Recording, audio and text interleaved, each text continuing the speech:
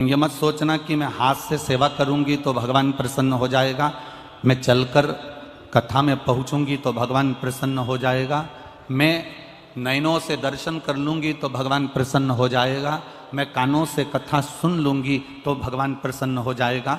भगवान को प्रसन्न करने का सबसे पहला तरीका है तुम्हारा दिल, तुम्हारा हृदय, तुम्हारा मन, तुम परमात्मा से लगाने का प्रयास करिए। जब तुम्हारा हृदय, तुम्हारा दिल, तुम्हारा मन परमात्मा से लग जाएगा तब भगवान खुद प्रसन्न हो जाएगा।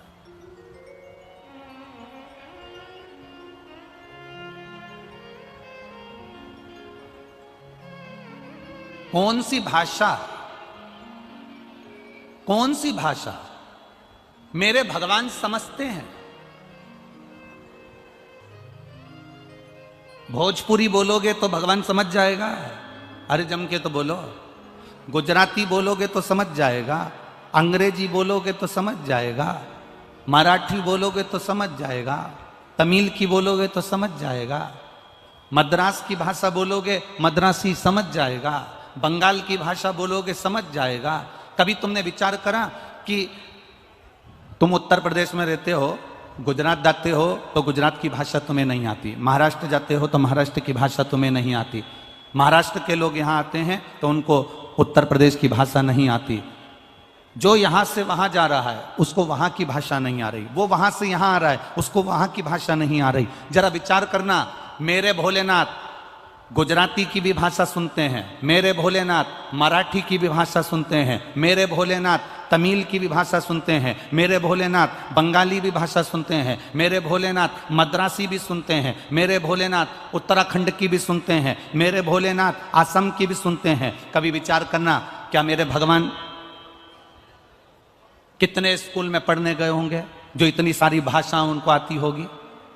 गुजराती गुजराती भाषा में विनती कर रहा है, मराठी मराठी भाषा में विनती कर रहा है, विद्वज्जन संस्कृत में विनती कर रहे हैं, साधारण व्यक्ति हिंदी में विनती कर रहा है, कोई गुजराती, कोई मराठी, कोई बंगाली, कोई पंजाबी, कोई तेलुगु, सब अपनी अपनी भाषा में विनती कर रहे हैं। कभी विचार करना, क्या भगवान इतनी भाषा को जानते हैं? क्या भगवान इतनी भाषा को सुनते हैं? तो हमारा शास्त्र कहेगा, हमारा भविष्य पुराण कहेगा, हमारी अग्नि पुराण कहेगी, हमारी नर्मदा पुराण कहेगी, हमारी पद्म पुराण कहेगी और हमारी कूर्म पुराण कहेगी कि भगवान इतनी भाषाओं को नहीं जानते, भगवान तो केवल एक भाषा जानते हैं, जो दिल से पुकारता है भगवान उसके हृदय की भाषा को पहचान जाते हैं।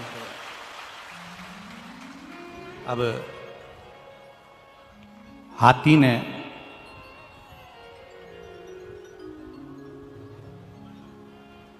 श्रीमद् भागवत सुनिए आप लोगों ने?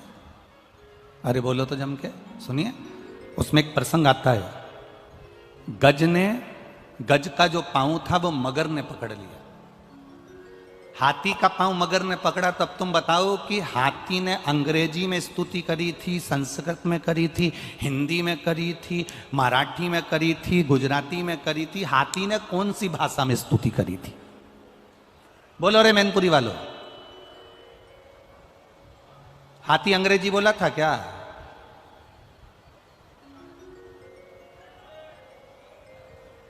अच्छा, एक बहुत पढ़े हुए लोग रहते हैं ना, जो बात बात में अंग्रेजी झाड़ते हैं, जरा जरा सी बात में अंग्रेजी के शब्द बोलते हैं। कई लोग ऐसे भी होते हैं, व्यासपीठ पर बैठकर भी अंग्रेजी के शब्दों का प्रयोग करना चाहते हैं जिससे हमारी वैल्यू बढ़े। जो अंग्रेजी पढ़े हुए हैं, जरा जरा सी बात में अंग्रेजी बोलते हैं। एक विचार करना, उस अंग्रेजी पढ़े हुए व्यक्ति के पीछे कुत्ता लग गया, अब तुम कुत्ते के सामने करे excuse me excuse me excuse me please please please,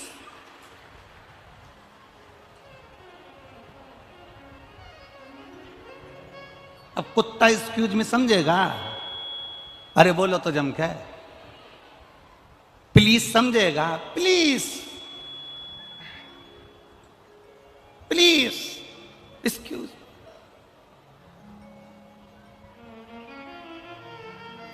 अरे कुत्ता को भगाना है तो देसी में बोलना,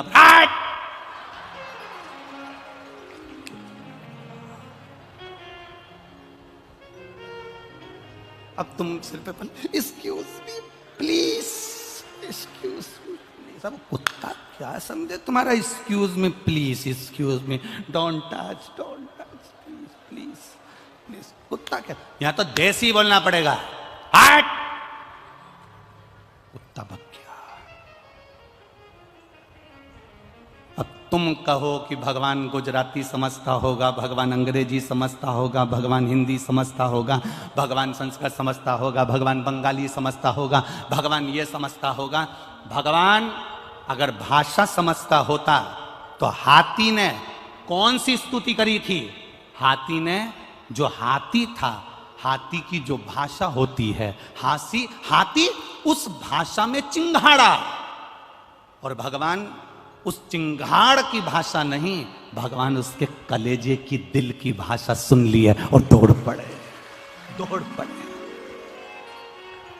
चींटी को कष्ट होता है, वो हिंदी अंग्रेजी नहीं बोलती, कोई भाषा नहीं बोलती, चींटी का दिल दुखता है तो परमात्मा सुनता है। गौ माता को कष्ट आता है, गाय रोती है तो परमात्मा सुनता है। कुत्ते को अगर तकलीफ होती है, कुत्ता चिल्लाता है, उसकी भाषा कोई नहीं जानता, पर परमात्मा दिल की भाषा जानता है। आप कितनी भी स्तुति कर रहे हो, कितनी भी प्रार्थना कर रहे हो, 4 घंटे आंख बंद करके बैठे हो, 2 घंटे से माला पकड़ कर बैठे हो, भगवान को उससे कोई मतलब नहीं होता। भगवान को केवल तुम्हारे दिल से मतलब होता है। तूने कितनी देर मेरे से दिल लगाया है, तू कितनी देर मेरा स्मरण करी है, तू मुझे मन से कितना पुकारा है। तूने मुझे एक बार अगर दिल से पुकारा होता तो मैं तेरे सम्मुख में खड़ा होता। तूने मन से कब पुकारा? पत्राएं हैं, देखिए।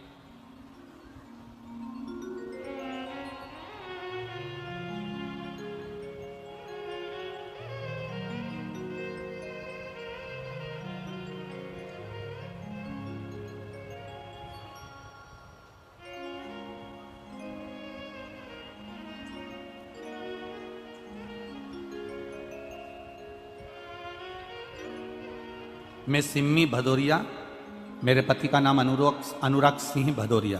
कहीं बैठी हो सिम्मी जी तो हाथ हिला सकती है। मैं सिम्मी भदौरिया, दिख गए?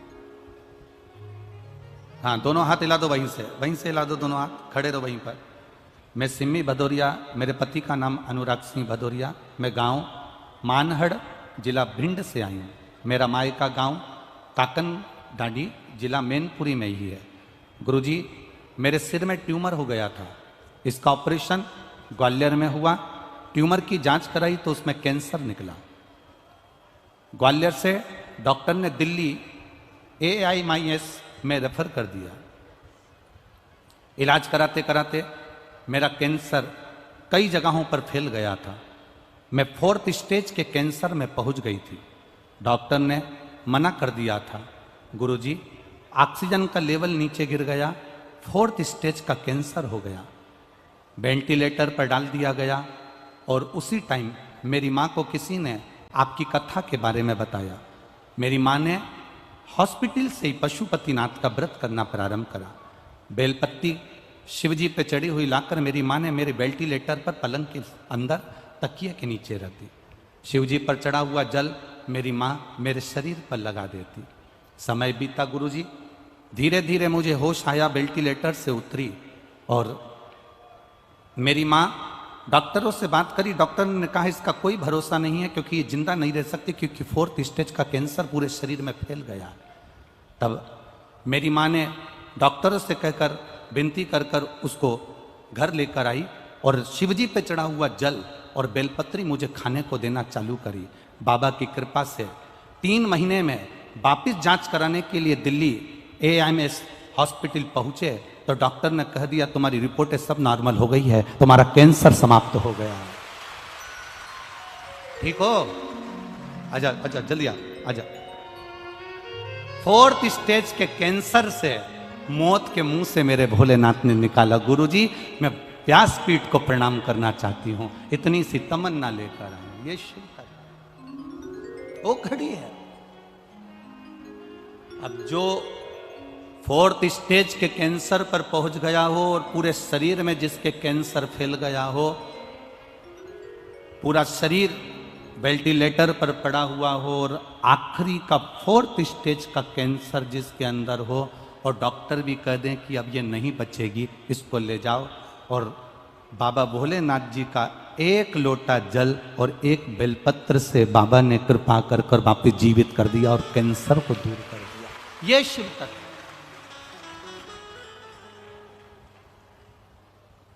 ये ओघड़ी है। खाली न जाता कोई दर से तुम्हारे, खाली न जाता कोई दर से तुम्हारे, मैं भी खड़ा हूँ नदी बाहे पसारे, मैं भी खड़ा हूँ नदी बाहे पसारे, अपने हृदय से, अपने हृदय से लगा लगा लो, गिरी जा जा रही हो, उठा लो, उठा लो।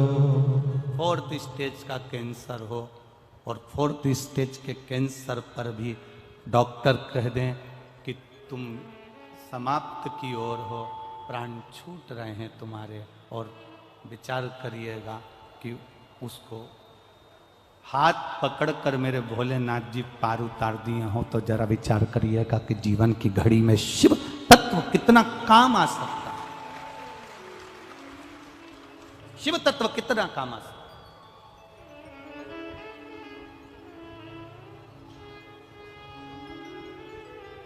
एक शिव की भक्ति, एक शिव का विश्वास, एक शिव का भरोसा हमारी जिंदगी को सार्थकता दे।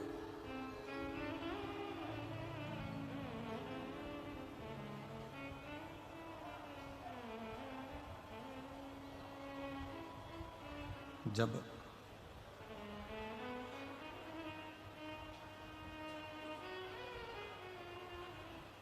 शिव की अविरल भक्ति की ओर हम बढ़े,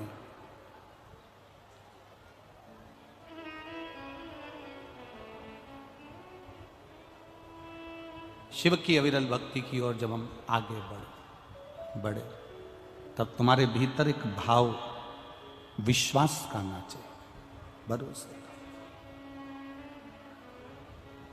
शरीर से भजन नहीं करना है।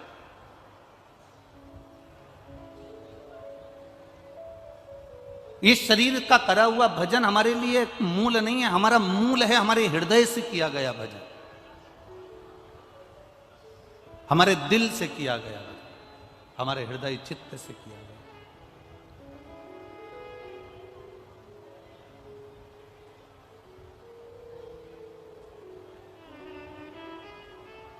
और जब हमारे हृदय चित्त से हम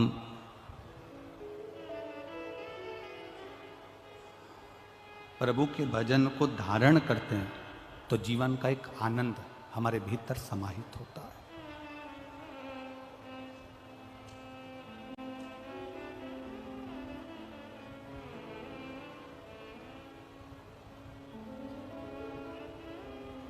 एक हमारे भीतर एक जीवन का एक सुख समाहित होता है। आज आप लोगों को एक बात कहना चाहते हैं, अगर थोड़ा सा आप स्वीकार करें तो जितने लोग आस्था चैनल पर कथा सुन रहे हैं और जितने लोग पंडाल में कथा सुन रहे हैं और जितने मोबाइल पर कथा सुन रहे हैं, अगर हमसे मिलने के लिए व्यासपीठ पर आओ या हमसे मिलने के लिए हमारे पास में कमरे में भी आओ, तो निवेदन है आप लोगों से कि आप अपनी जेब की भेंट पैसा हमारे पास नहीं चढ़ाओगे, नहीं तो हम बेलपत्र यहां से नहीं देंगे आपको। इतना ध्यान रखो, व्यासपीठ की मर्यादा को बनाकर थोड़ा इसका स्मरण आप लोगों के भीतर होना चाहिए। इसी चक्कर में हम लोग यहाँ व्यासपीठ के पास किसी को आने नहीं देते। मूल है आप लोगों का धन दौलत आपके पास, पर जिस समय आप बाबा से मिलने के लिए आए हो और यहाँ से अगर बेलपत्र दी जा रही है तो आपकी जेब में से ठन्नी भी नहीं खसकना चाहिए। उस समय तुम्हारी खाली झोली बाबा के चरणों में होना चाहिए। वो बेलपत्र जो दी गई है वो करोड़ों से कम नहीं है, खूब बाबा की।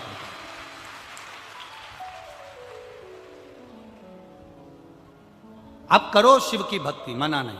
आप करो भगवान का भजन, मना नहीं। क्यों? उसका कारण होता है।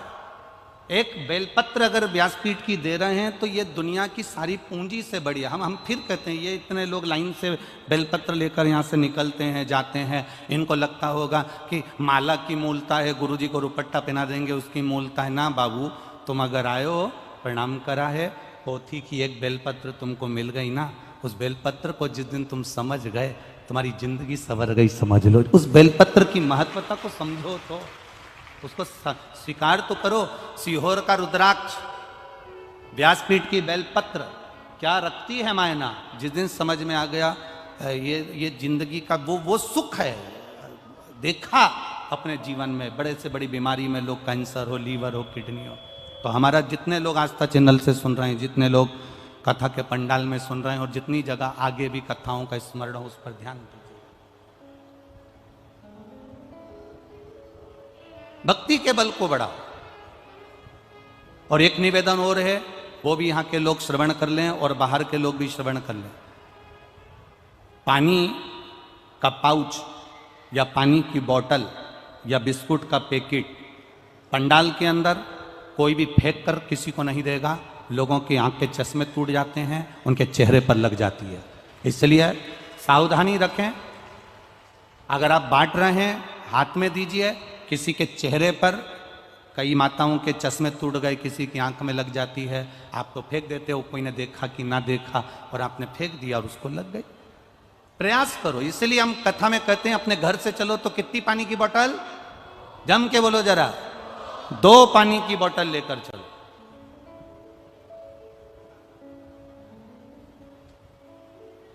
और एक बिछाने का, जम के बोलो जल्दी से, आसन। मैनपुरी वाले बड़े समझदार हैं इस मामले में। तो आसन लेके चलो, आया, बैठे, सत्संग किया, कथा करी, आनंद लिया, भक्ति करी, भजन किया, कीर्तन किया और चल। शिव तत्व को जानिए, शिव का स्मरण करें। शिव कथा कर रही है। सब्जी में मसाले होंगे और नमक नहीं होगा तो सब्जी का कोई महत्व नहीं है। शरीर अच्छा है, बैठ भी गए और दिल परमात्मा से नहीं लगा पाए तो फिर उस भजन का कोई मोल तत्व नहीं। इस हृदय को लगाना जरूरी है, इस चित्त को लगाना जरूरी है, इस मन को परमात्मा तक लेकर जाना जरूरी है। एक लड़के का एक पत्र है, जो लड़का कभी भगवान के मंदिर नहीं गया और भगवान से उसका हेत ना जुड़ पाया। पूनम श्रीवास्तव, पति संजय कुमार श्रीवास्तव, बेटा उमंग श्रीवास्तव, निवासी कानपुर। कहीं बैठे हो हाथ हिलाइएगा, आप ही हैं, दोनों हाथ हिला दो एक बार। पूनम श्रीवास्तव, पति का नाम संजय कुमार श्रीवास्तव, बेटे का नाम उमंग श्रीवास्तव, निवासी कानपुर। गुरुजी, मेरे भोले बाबा का मैं क्या वर्णन करूं गुरुदेव। भोले बाबा ने हमको इतना दे दिया कि हम अब क्या कहें। गुरुजी, मेरा बेटा 3 साल से सरकारी नौकरी की तैयारी कर रहा था। हम उससे हमेशा कहते थे मंदिर जाया कर, जल चढ़ाया कर। लोगों के प्रश्न जैसे वो भी हमारे सामने प्रश्न रख देता था, भगवान क्या करने वाले हैं, मंदिर जाकर क्या हो सकता है। गुरुदेव, मैंने बेटे से कहा केवल एक बार तू मंदिर जाना चालू कर दे। वो सीहोर वाला महाराज व्यासपीठ से बोलता है, छाती ठोक ठोक कर बोलता है कि शंकर अगर हाथ पकड़ लेगा तो दुनिया में किसी के हाथ जोड़ने की जरूरत नहीं पड़ेगी। तू जा, शिव के मंदिर जा। बच्चे ने शंकर के मंदिर जाना चालू करा। जो मानता नहीं था शिव को मानना प्रारंभ करा, 1 लोटा जल चढ़ाना प्रारंभ करा। और जो बेटा 3 साल से सरकारी नौकरी की तैयारी कर रहा था उसको कोई रिजल्ट नहीं आया।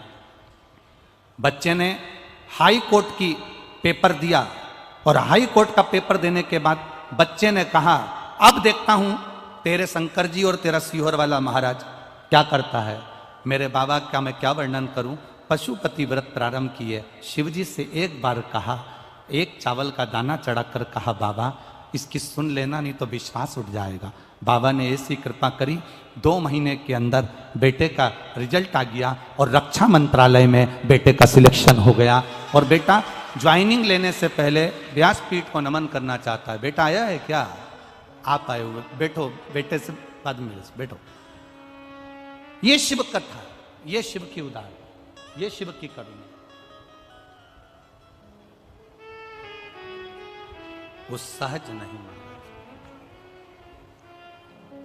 एक भरोसा, एक विश्वास, एक दृढ़ता और एक भीतर का जो भरोसा है, भीतर की जो दृढ़ता है, भीतर का जो एक आनंद है, वो परमात्मा से मिलाने का कार्य करता है। वो भीतर से।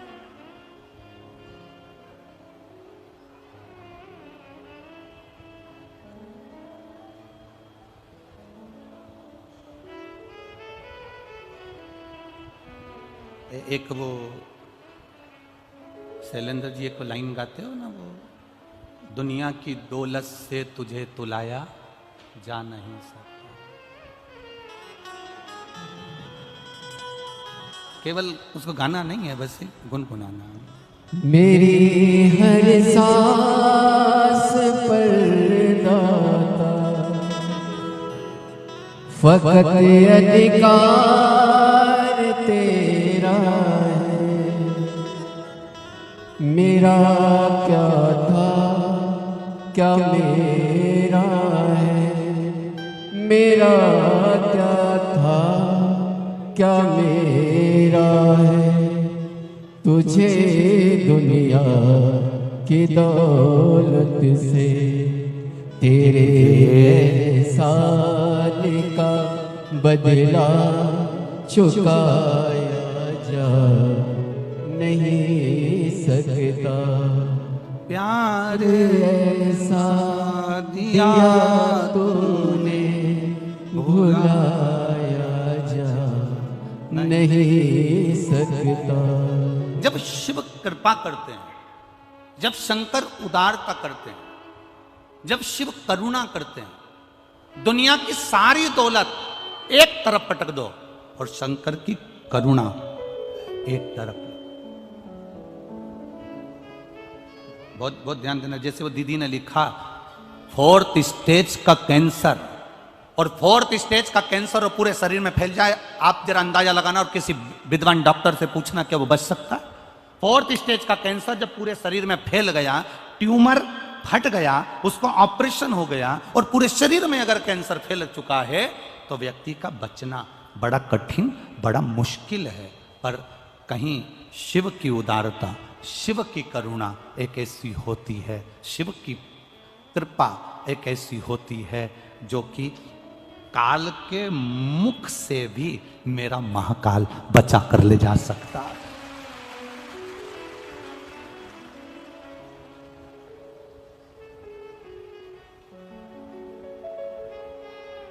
काल के मुख से भी बचाकर महाकाल ले जा सकता है। अकाल मृत्यु वो मरे जो काम करे चंडाल का, और काल उसका क्या बिगाड़े जो भक्त हो महाकाल का। जो शिव का उपासक है, जो शंकर का उपासक है, जो शिव की दृढ़ता को जानता है, जो शंकर की उदारता को जानता है, वो शिव तत्व को जानने वाला धूर है।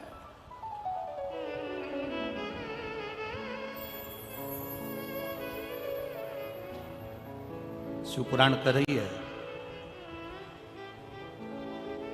द्रौपदी शंकर भगवान की बहुत बड़ी उपासक थी, और द्रौपदी भगवान शिव जी की इतनी बड़ी उपासक, इतनी बड़ी उपासक, पूर्व समय में ये एक ऋषि की, एक संत, एक गुरुजन, एक ब्राह्मण जन की बेटी थी। उसके पहले ये एक राजा के घराने में राजा की पुत्री थी। शिव की इसकी आराधना, इसके कितने जन्म निकल गए, हर जन्म में इसने शंकर की आराधना करी, प्रत्येक जन्म में इसने शंकर की आराधना करी।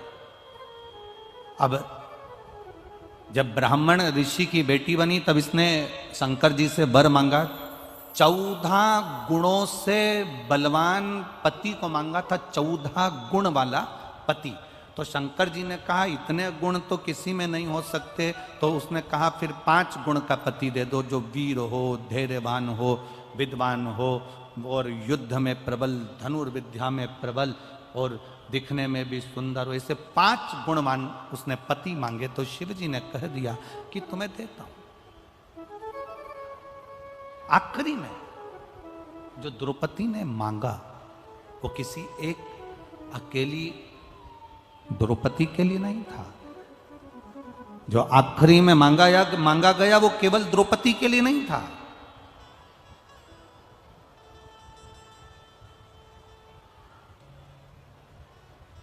जो आखिरी में मांगा वो द्रौपदी ने खुद के लिए नहीं मांगा। द्रौपदी ने क्या मांगा? एक वर और दे दीजिए भोलेनाथ। शंकर जी ने कहा मांगो कौन सा वर? स्त्री की पवित्रता का वर दे दीजिए। एक नारी की पवित्रता का वर दे दो।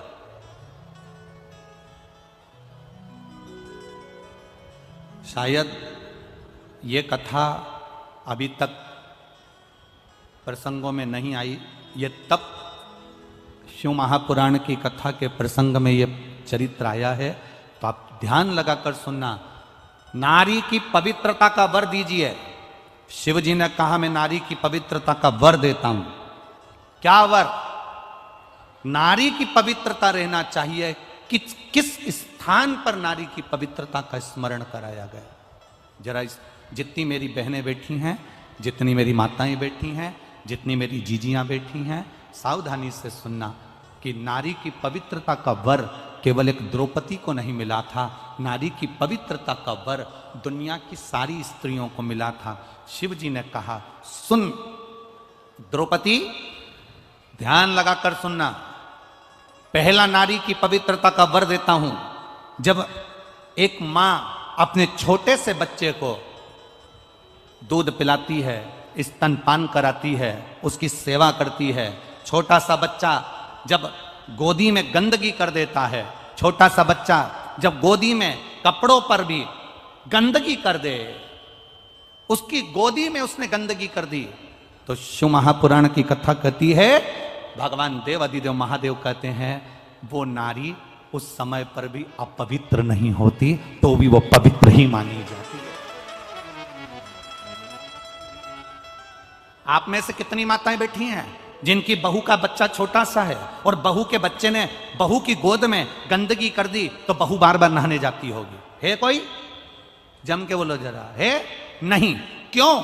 सास कह देती है अरे क्यों बेटा, बच्चा छोटा है ना, छोटे बच्चे की गंदगी नहीं लगती, छोटे बच्चे की अपवित्रता नहीं लगती। छोटा सा बच्चा गोदी में है, गंदगी कर दिया, छोटा सा बच्चा गोदी में है, गंदगी करा, और माँ भगवान की भक्ति में लगी है, माँ भगवान के भजन में लगी है, माँ कोई अच्छे कार्य में लगी है, उसके बाद भी माँ को अपवित्रता नहीं लगती है। दूसरा, बहुत ध्यान से सुनना, जितने आस्था चैनल पर मेरी बहनें सुन रही हैं और जितने फेसबुक यूट्यूब पर सुन रहे हैं और जितने इस पंडाल में सुन रही हैं, बहुत ध्यान लगाकर सुनना। दूसरे नंबर पर मेरे महादेव कहते हैं पति की तबीयत खराब है, पति का स्वास्थ्य खराब है, पति का शरीर में कोई रोग हो गया और तुम स्नान करने के बाद पति की देखरेख कर रही हो और तुमने भगवान का दिया तक नहीं लगाया, भगवान का मंदिर में प्रणाम भी नहीं करा, पति की देखरेख में लग गई, पति का शरीर बेकार हो रहा है और उसको वो मलमूत्र भी कर रहा है और तू उसकी सेवा में लगी है, और सेवा में लगने के बाद भी अगर तू मेरी आराधना कर रही है तो भी तू अपवित्र नहीं होगी, पति की सेवा करने वाली पवित्र ही मानी जाएगी। द्वितीय भाव, कोई तुमसे कह दे तेरा पति बीमार पड़ा है और तूने अबियाल गंदगी साफ करी है, तेरा पति बीमार पड़ा, तूने अबियाल हॉस्पिटल से आई है और तू दिया लगाने लगी, अभी तू तेरा पति बीमार पड़ा और तू अबियाल भगवान का भजन करने लगी। शंकर कहते हैं मैंने 3 जगह पर स्त्री को पवित्र कर दिया, 3 जगह पर। पहला, जम के बोलो मेरी माताएं, कब? जब गोदी में बच्चा रहता है, छोटा रहता है, आप उसकी देखरेख कर रही हो, गंदगी कर रहा है, साफ सफाई कर रही हो, उसके बाद भी आप अपवित्र नहीं हो, पति की सेवा कर रही हो, पति को परमेश्वर मानकर पूछ रही हो, पति को सेवा कर रही हो, उसको दवाई दे रही हो, उसको गोली दे रही हो, उसका शरीर नहीं काम कर रहा है, इसके बाद भी वो गंदगी भी कर रहा है तो तुम साफ कर रही हो, तब तुम अपवित्र नहीं हो, तुम पवित्र ही कहलाओगी।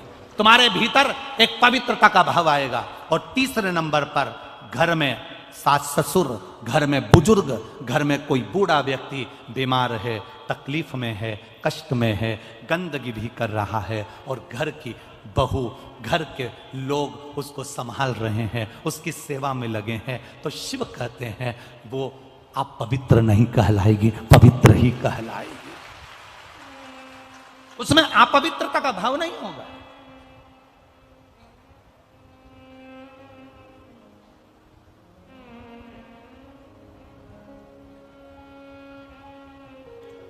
अगर आज बहुओं से अगर कथा के माध्यम से कोई कह दे कि तुम्हारे सास ससुर बीमार पड़े और तुमने उनके अभी कपड़े बदले हैं, उनकी गंदगी साफ करी है, जाओ तुम नहा के आओ, उसके बाद तुम यहां पर बैठना, उसके बाद तुम हमारा भजन करना, उसके बाद तुम्हारी हमारी भक्ति करना। अब भगवान की भक्ति से बड़ी सास ससुर की सेवा है कि सास ससुर की सेवा से बड़ी भगवान की भक्ति है? ईमानदारी से बोलना। सबसे बड़ी सेवा जो तुमने अपने बुजुर्गों की कर ली, उस बुजुर्ग की सेवा से बड़ी दुनिया में कोई भक्ति नहीं हो सकती, वो शिव की कृपा है। 3 जगह पर नारी अपवित्र नहीं होती। पहला, उसका बच्चा गंदगी कर दे गोदी में, उसके बच्चे ने अगर गंदगी कर दी गोदी में तो नारी बार बार स्नान करने नहीं जाएगी, क्योंकि बच्चा छोटा है, उसको संभाल रही है, उसको गोदी में लिए, उसको लाड लड़ा रही है, उसको प्रेम कर रही है, उसको स्नेह कर रही है, उसको स्तनपान करा रही है, उसको दूध पिला रही है, उसको भोजन करा रही है। माँ बार बार स्नान नहीं करेगी, वो नारी पवित्र की पवित्र कहलाएगी। वो जब चाहे भगवान का भजन कर सकती है, वो जब चाहे तब शिव की आराधना कर सकती है, वो जब चाहे शंकर को दिया लगा सकती है, वो जब चाहे शिव के स्मरण कर सकती है। दूसरे नंबर पर पति बीमार पड़ा है, पति को शरीर में कष्ट है, पति को तकलीफ है और स्त्री उसकी सेवा में लगी है, हॉस्पिटल में उसकी सेवा कर कर आई है और उसका मन कर रहा है मेरे पति की तबीयत ज्यादा खराब है, सेवा करते करते मंदिर चली गई दिया लगाने के लिए, वो पवित्र ही कहलाएगी, उसमें अपवित्रता का भाव नहीं आएगा। और तीसरे नंबर पर घर में बुजुर्ग, सास ससुर माता पिता, घर का बड़ा, घर का दादा दादी, घर का बुजुर्ग अगर बीमार पड़ा हुआ है और बहू उनकी सेवा में लगी हुई है और सेवा करते करते भी उसने पूजन नहीं करी, मैं सेवा कर लूं इसके बाद पूजन करूंगी, फिर गई दिया लगाने के लिए भगवान के मंदिर में, तो भगवान उसको अपवित्र नहीं मानता, भगवान उसको पवित्र ही मानता है। उसकी पवित्रता उसके जीवन की रहती है, क्योंकि भगवान की भक्ति, भगवान का भजन, भगवान का कीर्तन, भगवान का स्मरण फल जब देता है जब हम किसी की सेवा का मूल तत्व अपने अंदर उतार लेते हैं कि मैं सेवा कर रही हूं।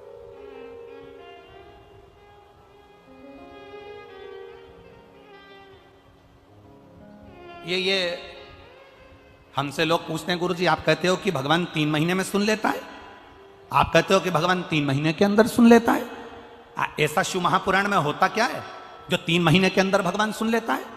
और हम यहां पर भी कहकर जा रहे हैं, जिसने 1 गिलास पानी पिलाया है, 1 अन्न का दाना खिलाया है, जिसने किसी को सेवा दी है, यहां बैठकर आप कुछ ना कुछ इस पूरे प्रागण्य में सेवा कर रहे हो, खाली नहीं जाएगा। 3 महीने का इंतजार करना, तुम्हारा पत्र कहीं ना कहीं कथा में मैनपुरी का पत्र भी वहां पर प्राप्त होगा, लिखा होगा।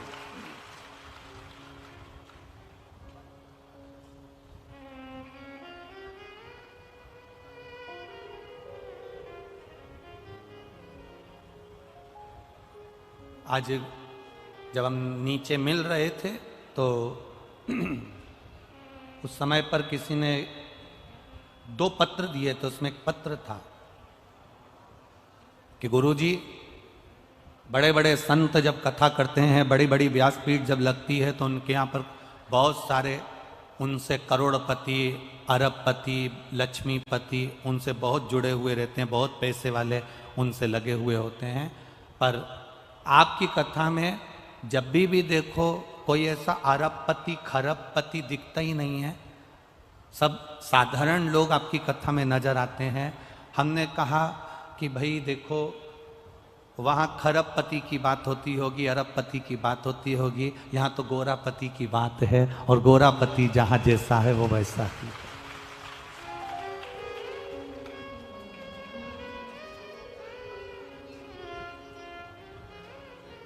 एक किसी ने कहा था बहुत पहले कि गुरुजी आप क्या वीआईपी कथा नहीं करते हो क्या? हमने कहा वीआईपी कैसी होती है? अब कथा भी वीआईपी होती है, वीआईपी कथा नहीं करते क्या? हमने कहा वीआईपी कैसे होती है? कहा गुरुजी अच्छे सोफे वोफे लगे हों, कालीन मालीन बिछा हो, बेहतरीन झूमर वूमर टंग रहे हों और बेहतरीन जो वीआईपी लोग हों जिन्होंने खूब अच्छा अच्छा डोनेशन दिया हो वो ऐसे सोफे पर बैठे हैं और आप आओ और कथा करो और अपने घर जाओ, ऐसी वीआईपी कथा। हमने कहा ये शंकर भगवान के यहाँ कोई वीआईपी नहीं चलता। जितने उनकी बारात में वीआईपी आए थे वो तो खुद पीछे चल रहे थे, जो नॉन वीआईपी थे वो आगे चल रहे थे। शिव के यहाँ चलता कौन है? भगवान नारायण लक्ष्मी को लेकर आए, लक्ष्मी बड़ी सज धज के आई भगवान शंकर की शादी में, इतनी इतनी सुंदर तैयार होके आई माता लक्ष्मी। सात सात अप्सराएं लक्ष्मी जी का श्रृंगार कर रही थी। लक्ष्मी जी का श्रृंगार देखकर भगवान नारायण को बड़ी प्रसन्नता हुई। भगवान विष्णु ने कहा जिंदगी में पहली बार तुझे अप्सराएं तैयार कर रही है, तू कहाँ जा रही है? लक्ष्मी जी बोल रही शंकर जी की शादी में जा रही हूँ। भगवान बोले इतनी सज धज के जाएगी तो शंकर भगवान भी भूले में पड़ जाएंगे, इतनी सज धज के जा रही है। श्रृंगार कर कर रतन माणिक रतन आभूषण श्रृंगारित कर कर माता लक्ष्मी शंकर जी की शादी में गई थी। सरस्वती मैया श्रृंगार कर रही थी, अप्सराएं श्रृंगार कर रही थी। ब्रह्मा जी ने पूछ लिया ब्रह्माणी कहाँ जाने की तैयारी है? शंकर जी की शादी है इसलिए मैं तैयार हो रही हूँ। वो भी तैयार हुई, इंद्राणी तैयार हुई, सारी देवता सारी देवियां एक से बढ़कर एक श्रृंगार करके तैयार हुए। और तैयार होते से ही सबसे आगे ये खड़े हुए। शंकर भगवान को बोला भगवान विष्णु ने तुम्हारी शादी है, चलो बारात लेकर। शंकर भगवान बोले अभी नहीं चलूंगा, थोड़ी लेट चलूंगा। तो भगवान इंद्र ने कहा मुहूर्त तो आज का ही है। शंकर भगवान बोले मैं ऐसे मुहूर्त नहीं मानता, मैं मुहूर्त नहीं देखता। काल और महाकाल ये दो बिना मुहूर्त के हैं। तुम्हारे यहां अगर काल मुहूर्त से आता हो तो बात दूसरी है। जब तुम्हारे मरने का समय आए तो तुम बहू से कह देना देख तो शुभ लाभ चल रहा है कि नहीं चल रहा, अभी नहीं मरूंगी, घड़ी देख कौन सी चल रही है। तो इतने में बहू कह देगी मम्मी अभी तो अमृत की चौघड़ियां चल रही है। तो यमराज से कह दो अभी नहीं मरूंगी, आधे घंटे बाद आना जब लाभ की घड़ी हो। मरने में समय नहीं देखा जाता। आप में से कितने लोग हैं जो समय देख के मरे हों? कोई ऐसा हो किसी ने समय देख के मरा हो, सुबह 9 बजे मरूंगी, जब तक खूब चरूंगी, अभी नहीं मरूंगी। है कोई? कोई नहीं। काल मुहूर्त नहीं देखता। मरने का समय नहीं होता। जब मरने का कोई समय नहीं है तो महाकाल से मिलने का भी कोई समय नहीं है। जब तुम्हारी मर्जी पड़े तब जाइए। शंकर का ओ घड़ी ये शंकर के मंदिर में तो अब पट हो गए, शंकर के मंदिर में तो अब दरवाजे हो गए। पहले शिव के मंदिर में दरवाजे नहीं होते थे, शंकर के मंदिर में पट नहीं होते थे। शंकर बिना पट का होता था। क्यों? शंकर भगवान कहते थे मैं पिता हूं, मैं घर का बड़ा हूं, घर का बुजुर्ग हूं। इसलिए घर का जो बड़ा होता है, घर का जो बुजुर्ग होता है, घर में जब बेटे बड़े हो जाते हैं, बहुएं आ जाती हैं, पोता पोती बड़े हो जाते हैं, तो घर की जो बुजुर्ग माँ होती है ना, वो कमरे में नहीं सोती, हॉल में सोती है। उसको मालूम है मेरे बच्चों को कब मेरी जरूरत पड़ जाए मुझे आवाज लगा देंगे। शंकर के मंदिर में पट नहीं होता, शंकर के मंदिर में दरवाजा नहीं होता, शंकर के मंदिर में कोई द्वार नहीं होता। शंकर के मंदिर तो खुले होते थे, वो तो अब मंदिर में दरवाजे होने लगे, अब मंदिर में पट होने लगे। शंकर भगवान के मंदिर में ना पट है, ना झंझट है, ना कपट है और ना कपाट है। शिव तो ओघड़ी है। कहा मुहूर्त निकल रहा है, चलो। कई लोग हमसे कह देते हैं महाराज जी आप बताओ कौन सी मुहूर्त में दुकान खोलें, आप बताओ कौन से दिन दुकान खोलें, आप बताओ कौन सी चौघड़िया में दुकान खोलें। हम उनसे कहते हैं जिस दिन तुम्हारे दिल से शंकर जी का नाम निकल जाए और शिव जी पर भरोसा तुम अगर करना चालू कर दो, किसी भी दिन दुकान खोल लेना, 1 नंबर चलेगी, ये निश्चित है।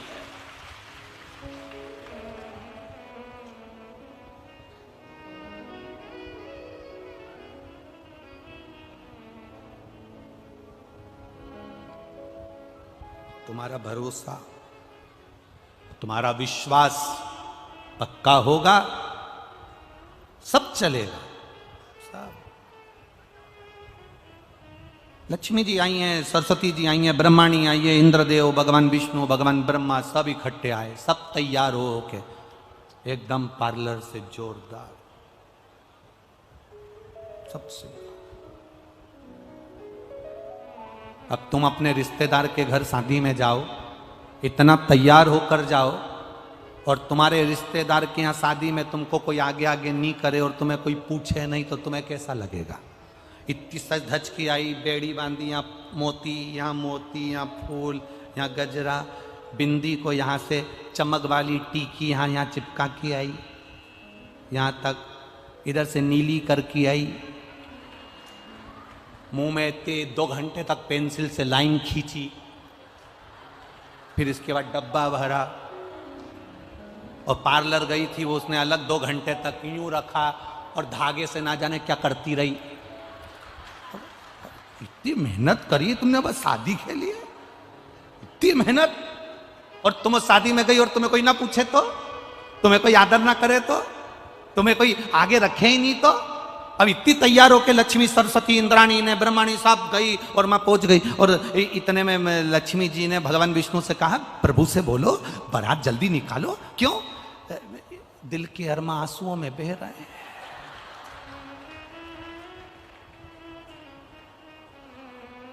$20,000 का मेकअप 5 मिनट में बह रहा है। कई तो मेकअप करती करती भी यूं करती थे,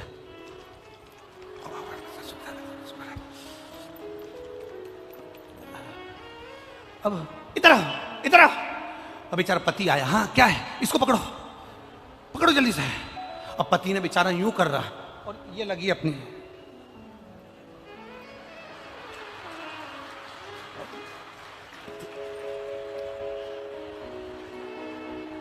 पिन देना, नीचे से साड़ी खींचो, नीचे से खींचो,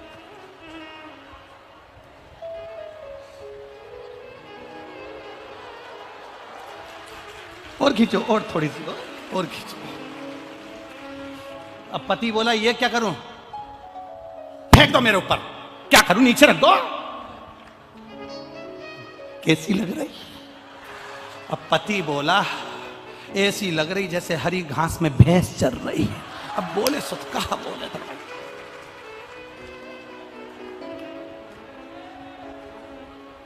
लक्ष्मी जी नारायण से बोली भगवान से, प्रभु। भगवान बोले क्या है? बारात जल्दी निकालो जल्दी। भगवान बोले क्यों? अब इनको जल्दी इसलिए निकालना था क्योंकि दिल के अरमा आंसुओं में बह रहा है, इतना महंगा मेकअप 5 मिनट में बह रहा है। अब एसी के कमरे से नीचे पृथ्वी पर आए हो, भूलोक में आए हो, ब्रह्मांड में आए हो, तो यहाँ तो सब चीज रहती, तो तुम जल्दी जल्दी प्लीज चल। शंकर जी से कहा, प्रभु बारात। शंकर भगवान बोले अभी हम नहीं निकलेंगे। तो मुहूर्त तो आज का है। शिव जी बोले हमें मुहूर्त से कोई मतलब नहीं, जिस दिन हमारा पाउडर का डब्बा आएगा तभी हम जाएंगे। अब भगवान शंकर जी समझ में ही नहीं, भगवान विष्णु समझ ही नहीं पाए कि पाउडर का डब्बा का मतलब। इतने में लक्ष्मी जी कहने लगी, हमको लगता है इनके यहाँ डब्बा नहीं है पाउडर का, हमें मालूम होता तो हम पहले से लेके आते, हमें क्या मालूम था कि इनके यहाँ डब्बा नहीं। अब इतना तो सुनना था। इतनी देर में सामने से आवाज आ रही थी, राम नाम सत्य है। शंकर भगवान उठकर नाचने लगे, मेरा पाउडर का डब्बा आ गया। पाउडर जो सामने से बारात आई, बारात देखकर शिव प्रसन्न।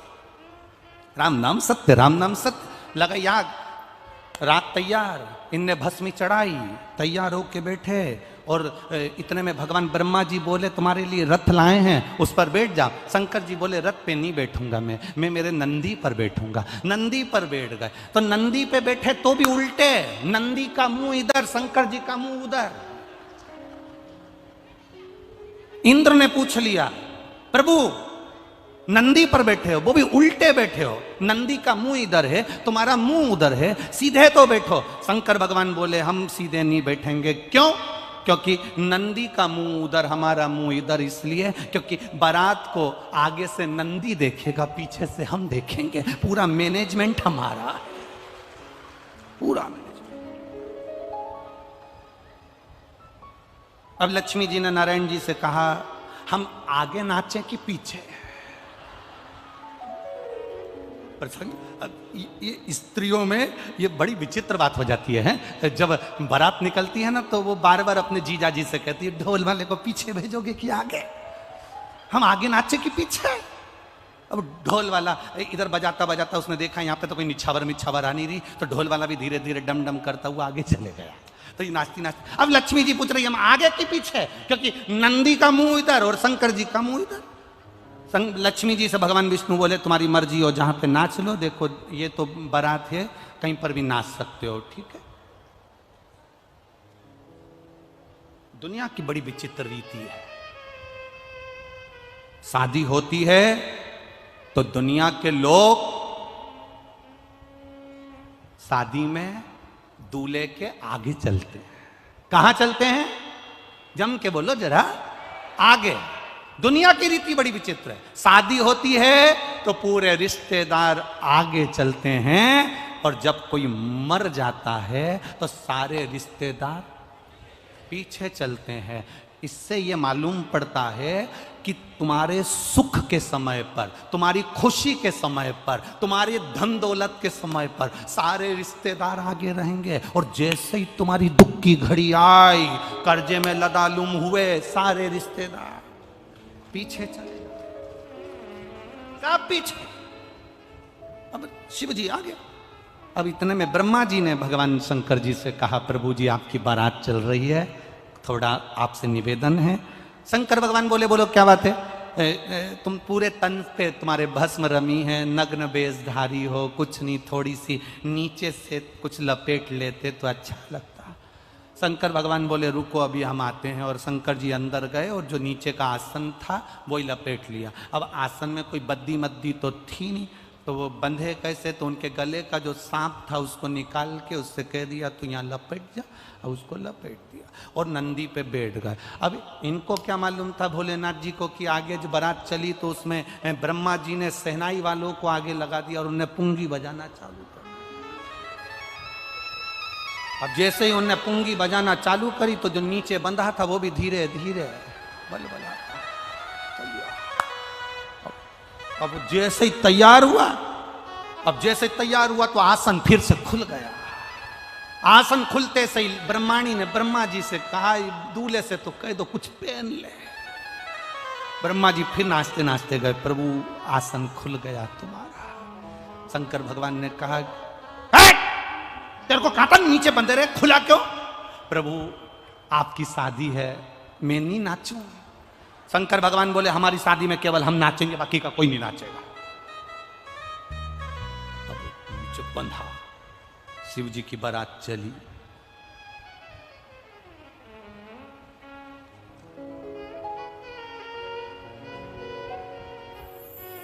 सारे देवता चल रहे थे, शंकर जी का मन नहीं लग रहा था। दूल्हे का मन जब तक नहीं लगता जब तक उसके बेस्ट फ्रेंड नहीं आ जाए। भले कितने भी बेकार हो पर उनके बिना बारात अच्छी नहीं लगती है। दोस्त कितने भी बेकार हो पर उनके बिना बारात अच्छी नहीं लगती। दोस्त दोस्त होते। अब शिव जी के तो गणों के बिना मन नहीं लग रहा, क्योंकि ब्रह्मा ब्रह्मलोक में, भगवान विष्णु वैकुंठ लोक में, इंद्र लोक में, मेरे तो इनसे ही रिश्ता नाता है। भले ये कैसे भी हैं, घर के लोग भी समझा के ले जाते, तेरे एक भी दोस्तों को मत बुलाना, सब नंबर बन के पियक्कड़ है। अगर एक भी आ गया ना तो सोच लेना तू हो। इतने में वो मना भी कर देता, पापा कसम खा के कहता हूँ एक भी नहीं आएगा। और दोस्तों ने घेर लिया चौराहे पे, मैनपुरी के मेन चौराहे पे, तेरी शादी है, अपनी क्या लाइन है बता। तो कह दिया बारात में मैं यहां से अकेला जाऊंगा और तुम तो पहुंच जाना। फिर तेरे पापा कुछ कहेंगे तो, अरे तुमसे कौन क्या कहेगा, तुम सुनो किसी की, तुम सुनो, तुम तो बस पहुंच जाओ।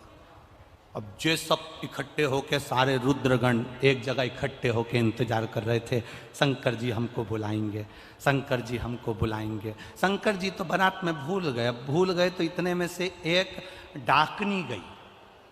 और डाकनी कैसी थी? होठों पे तो काजल लगा था, लाल बिंदी, और दांत इतने लंबे लंबे, सफेद कलर के दांत, काले कलर के होठ, और बिंदी लाल, बाल खुले। ये भी सच की आई थी पार्लर से। ये भी सच किया। और मुंह पे पल्लू डालकर इतना सारा जो आई, सबसे पहले लक्ष्मी जी से ही टकराई। और लक्ष्मी जी ने इससे पूछा, तुम इतनी अच्छी साड़ी पहनी है, तुम कौन हो? मृत्यु लोक की कोई अप्सरा हो? अंदर से डाकनी ने मन में सोचा, अभी तूने मुझे देखा नहीं है, जिस दिन मेरी ओरिजिनलिटी देख लेगी तू कहीं की नहीं रहेगी, अभी तूने देखा नहीं। मुंह ढका था, देख पाई नहीं। लक्ष्मी जी ने कह दिया, एक बार मैं तुम्हारा चेहरा देखना चाहती हूं। हम देवलोक की हैं, लक्ष्मी हैं, देवलोक में तो इतनी सुंदर सुंदर अप्सराएं होती हैं, पृथ्वी की अप्सरा को मुझे देखना है। इतने में डाकनी बोली, मैं अपना चेहरा नहीं दिखाऊंगी। डाकनी ने पल्लू पकड़ के रखा और लक्ष्मी जी के दिखा कि नहीं दिखा। भगवान नारायण ने कहा, लक्ष्मी क्या बात है, क्यों बहसबाजी कर रही हो? ये देवलोक की अप्सरा से ज्यादा सुंदर है पृथ्वी की अप्सरा, इसलिए इनका चेहरा देखना है। भगवान विष्णु ने ध्यान लगाकर देखा तो लक्ष्मी जी से कहा, मत देखना, तू किसी को देखने के लायक नहीं बचेगी, बिल्कुल मत देख। अब तो लक्ष्मी जी को अंदर से ईर्ष्या होने लगी, तुम्हें कैसे मालूम कि ये बहुत सुंदर है? अब तो देख के रहूंगी, जा।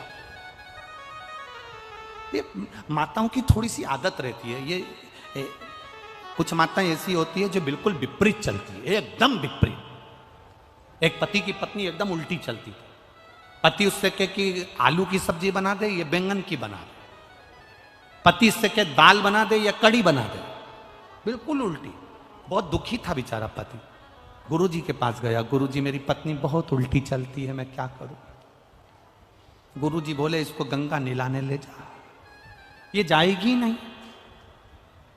गुरुजी ने कहा, तू कहना पूरे गांव के लोग गंगा नहाने जा रहे हैं, अपने पास समय नहीं है दुकान से, इसलिए अपन गंगा नहाने नहीं जाएंगे। अरे गुरुजी, मैंने पूरी जिंदगी कहते कहते 40 साल हो गए इसको कि गंगा नहाने चल, नहीं जाए। अब की बार उल्टा चलना, तू उल्टा चल। इसने जाकर कह दिया, पूरे गांव के लोग गंगा नहाने जा रहे हैं, अपने पास समय नहीं है, अपन गंगा नहाने नहीं जाएंगे। इतने में पत्नी बोली, कैसे नहीं जाएंगे? शादी के 40 साल हो गए, तुम मुझे लेकर कहां गए? गंगा नहाने चलो मेरे साथ। खुश हो गया, गुरुजी गजब कर दिया, पहली बार जा रही है। चेला गुरुजी के पास जाकर बोला, इससे मेरा पीछा छुड़ा दो, बस एक बार ऐसा कर दो कि ये गंगा जी में ही रह जाए। गुरुजी ने कहा, एक काम कर, जब ये गंगा नहाने के लिए पानी के अंदर जाए, उल्टी तो चलती है, पानी के अंदर जाए, तब तू कह देना, आगे मत जा, बस इतना कहना। क्या बोलेगा? आगे मत जा। उल्टी तो चलती है। और जैसे ये गंगा जी में उतरी और पति ने आगे मत जाना, पत्नी के जाऊंगी, जा। चली गई, पानी में बह गई। इसने जेब में से नारियल निकाल के गंगा जी में फोड़ा, जा। पत्नी बहुत चतुर थी, उसने चैन पकड़ ली गंगा जी की, नी बही। गुरुजी ने कहा था, अगर वो चैन पकड़ ले तो तू चिल्ला कर कहना, जम के पकड़। तू चिल्ला के कहना, जम के पकड़। उसने चैन पकड़ी और उसने कह दिया, अच्छे से पकड़ना। पत्नी बोली, नहीं पकड़ना, ले। वो चली गई, जा, नहीं पकड़ो, जा। वो तो अच्छा है अपनी मैनपुरी की नी थी, पकड़े सो तो कहा पकड़े। अब लक्ष्मी जी बोल रही, मैं तो चेहरा देखे बिना रहूंगी नहीं, मुझे चेहरा देखना। अब भगवान मना कर रहे, नहीं मेरे को तो देखना है, मैं तो चेहरा देखे बिगर मानूंगी नहीं। अब लक्ष्मी जी चेहरा देखे, जो लक्ष्मी जी ने उसका चेहरा देखा, 1 सेकंड के लिए लक्ष्मी जी पृथ्वी पर नहीं टिकी, सीधे बैठा, सीधे बैठा। भगवान के पास में डाकनी ने आकर कहा, प्रभु सारे रुद्रगण आपकी राह देख रहे हैं, डमरू बजाओ। शिव जी ने डमरू बजाया, डाकनी, पुसाचनी, भूत, चुड़ैल सब आ गए, भोजन सब। किसी के 12 मुंह, किसी के 10 हाथ, किसी के 5 पांव, किसी के आंखी आंख ढेर सारी, सब दरवाजे पर पहुंचे, आरती उतरी, अंदर प्रवेश हुआ, भोजन की तैयारी हुई। देवताओं के लिए पंगत लगा दी गई, रुद्रगणों के लिए भी पंगत लगा दी गई। इंद्र बैठे थे उनके सामने, अब वो पत्तल लगाने वाले पत्तल लगाते लगाते लगाते गए। इधर जहां भूत चुड़ैल बैठे थे, एक के 12 मुंह थे। पत्तल लगाने वाले ने पूछा, कौन से मुंह से खाओगे? पत्तल कितनी रखूं? उसने कहा 12 रख। और आगे गए, एक का मुंह आगे भी था पीछे भी था, उससे पूछा तुम कैसे खाओगे? पत्तल इधर रखूं कि उधर? उसने कहा दोनों जगह रख। और आगे गए, एक का मुंह ही नहीं था, केवल गला गला। अब ये चक्कर में पड़ गया, ये कैसे खाएगा? उससे पूछा तुम कैसे खाओगे? उसने कहा बाल्टी में लाते जा, गले में कूड़ते जा। परसगारी करने वालों के तो पसीने छूट गए सारे। हिमालय राज के यहां जाकर बोले हम बारातियों को कैसे भोजन कराएं।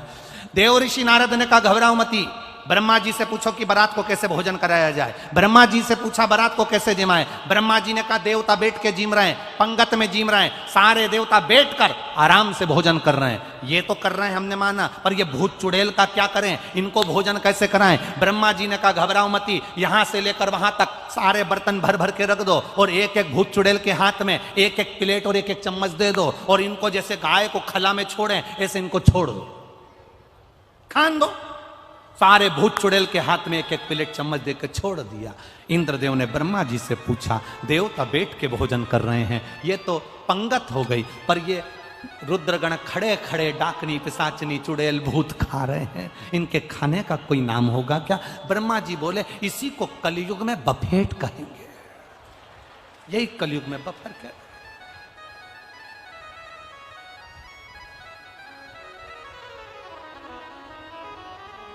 और भयंकर हालत। अब क्या होता है बफेट?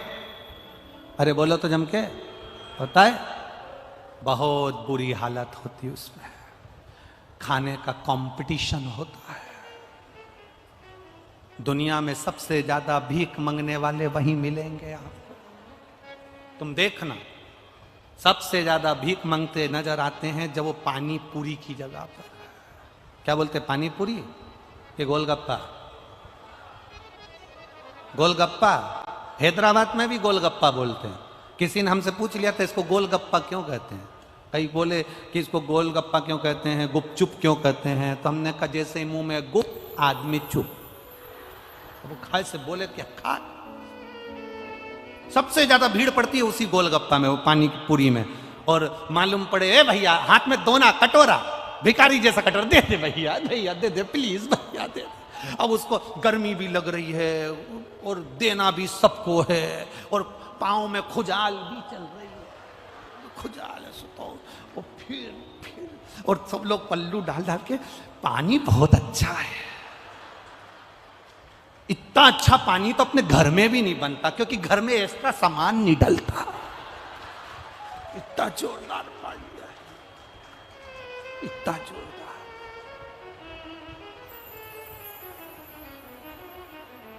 बहुत। फिर भोजन करके सब बाहर निकले, सो तो आनंद होए। शिव महापुराण की कथा कहती है बाबा शिव जी का मंगल विवाह बड़े आनंद के साथ, जो भाव के साथ होता है वो एक आनंद ही आनंद है।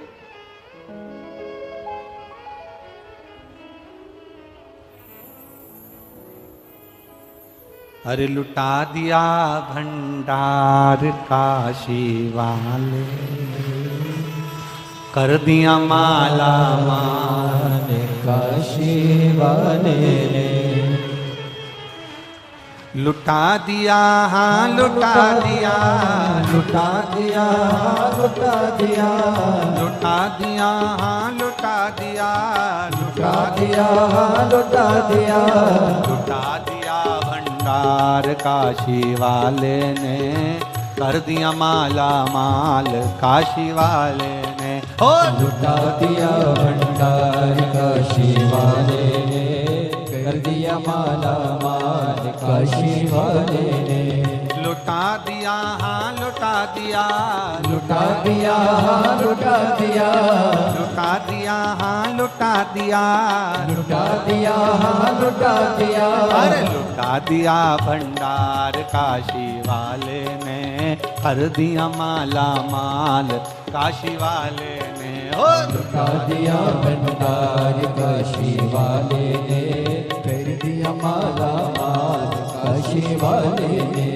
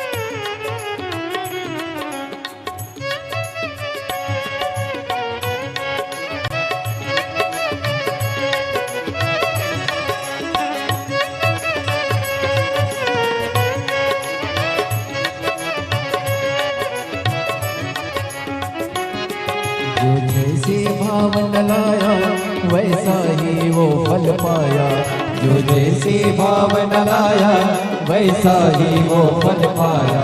नहीं खाली उसे लौटाया वो मन ही मन हर्षाया, नहीं खाली उसे लौटाया वो मन ही मन हर्षाया।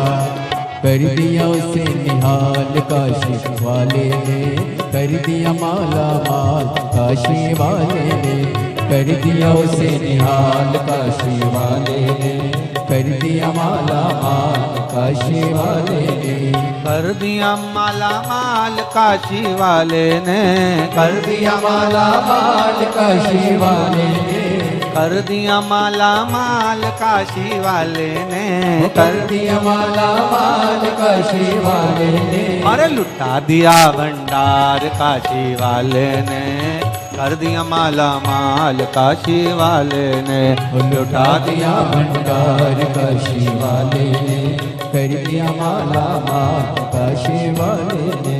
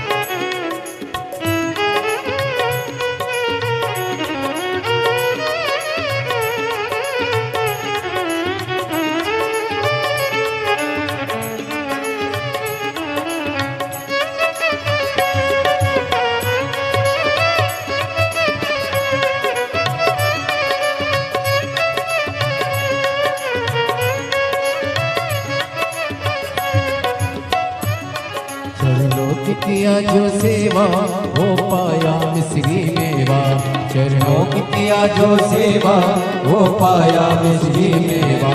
जिसने है मांगा बेटा वो चांद सा टुकड़ा पाया, जिसने है मांगा बेटा वो चांद सा टुकड़ा पाया। कर दिया फिर खुशहाल काशी वाले ने, कर दिया माला माल काशी वाले ने, कर दिया फिर खुशहाल काशी वाले ने, कर दिया माला माल काशी वाले ने, कर दिया माला माल काशी वाले ने, कर दिया माला माल काशी वाले ने, कर दिया माला माल काशी वाले ने, कर दिया माला माल काशी वाले ने, लुटा दिया भंडार काशी वाले ने, कर दिया माला माल काशी वाले ने, लुटा दिया भंडार काशी वाले ने, कर दिया माला माल काशी वाले ने, लुटा दिया भंडार काशी वाले ने, कर दिया माला माल काशी वाले ने, लुटा दिया भंडार काशी वाले ने, कर दिया माला माल काशी वाले ने, लुटा दिया भंडार काशी वाले ने, कर दिया माला माल काशी वाले ने, लुटा दिया भंडार काशी वाले ने, कर दिया माला माल काशी वाले ने। हर हर महादेव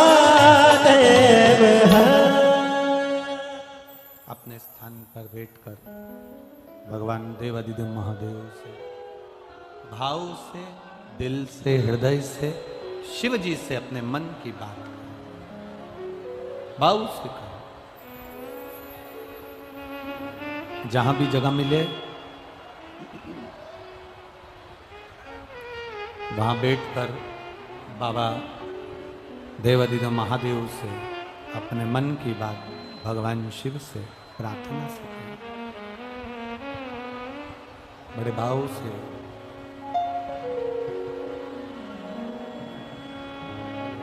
श्री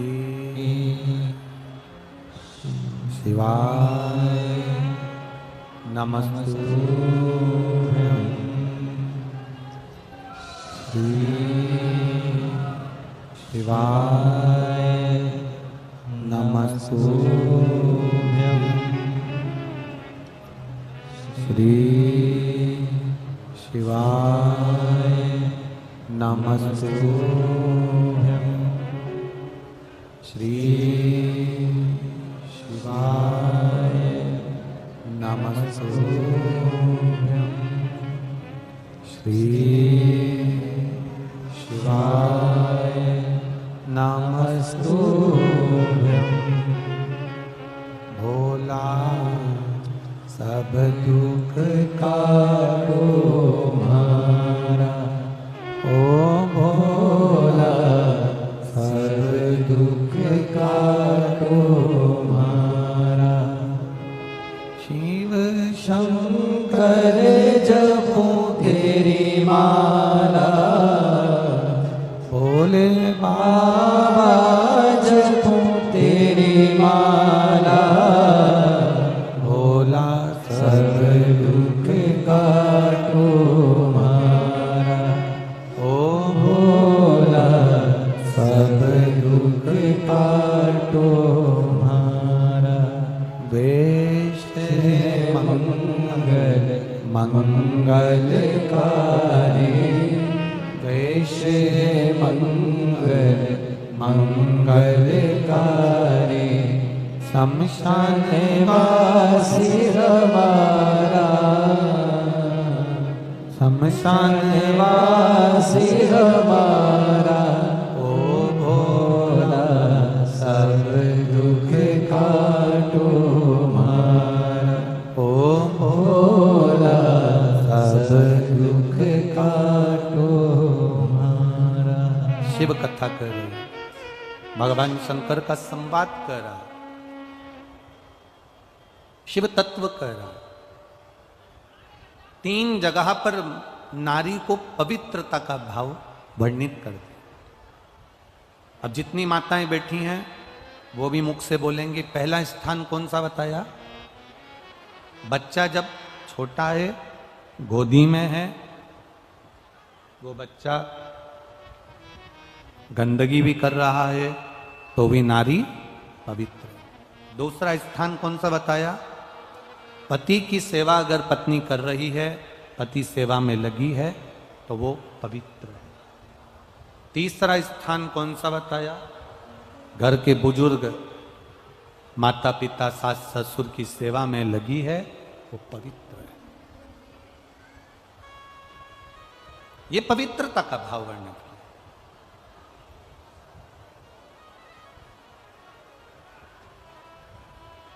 पक्षी,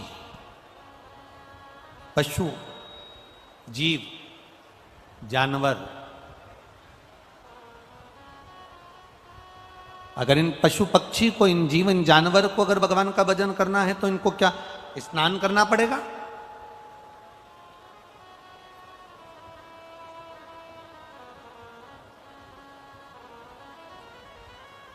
क्या इनको उस स्नान के बाद पूजन करेंगे तो उसका क्या फल प्राप्त होगा? कल एक प्रसंग पर अपन रुके थे कि सौभाग्यवती नारी, सुहागिल स्त्री जब सुहागिलें करती हैं, अब यहाँ पर गौरनी बोलते हैं कि सुहागिल बोलते हैं, जो भी आप लोग बोलते होगे वो अपने ऊपर है, आप लोगों के ऊपर है। तो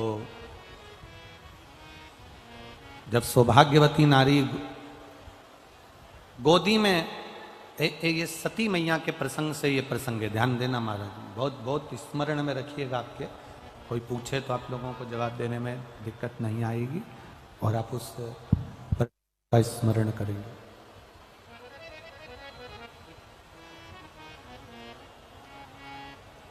सती मैया अग्नि में कूद गई। द्रौपदी के पवित्रता से सती मैया के अग्नि कुंड में कूदने से और माता पार्वती के प्रागट्य से और पार्वती जी के मंगल विवाह से शिव जी के साथ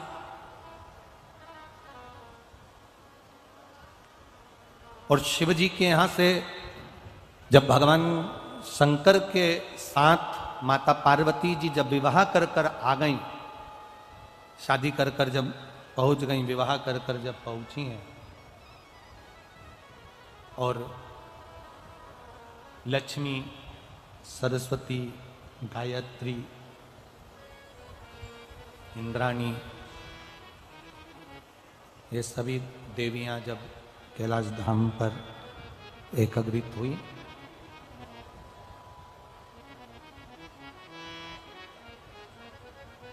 उस प्रसंग से इसको जोड़ा गया। सती मैया क्रोध की अग्नि में यज्ञ कुंड के अंदर जाकर कूद जाती हैं और उनको श्राप लग जाता है कि तुम देव यज्ञ में, देवताओं के होने वाले इस कार्य में, होने वाले सत्कर्म में तुम कूदी हो, इसलिए तुम्हें कोयल की योनि प्राप्त हो। शंभु शंभु शंभु, तुम्हें कोयल की योनि प्राप्त हो।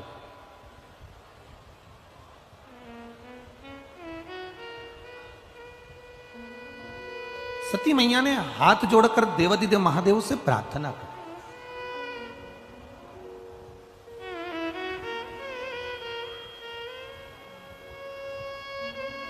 प्रभु, गलती तो हो गई, अब ये गलती तो हमसे हो गई है कि ये अग्नि में हम, यज्ञ की अग्नि में हम कूद गए हैं। थोड़ा बेस कम करो बाबा। यज्ञ की अग्नि में हम कूद गए, ये गलती तो हमसे हो गई है, पर क्षमा भी तो आप ही को करना है प्रभु, क्षमा भी तो आप ही को करना है। शंकर भगवान ने कहा, तुम कोयल के रूप में जन्म लेने के बाद में जब 2 आषाढ़ पड़ेंगे, जिसको दुनिया के लोग कोकिला अधिक मास कहेंगे, और ये 2 आषाढ़ में तुम जब मेरी आराधना करोगी अखंड सौभाग्य को पाने के लिए,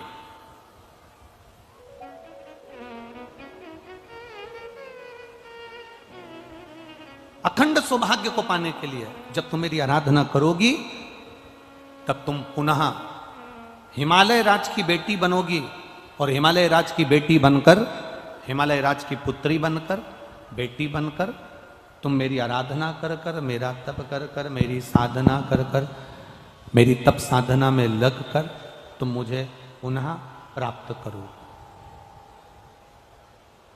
वापिस मुझे तुम प्राप्त कर लो। अब देखिएगा, कोयल का जन्म मिल गया माता सती को,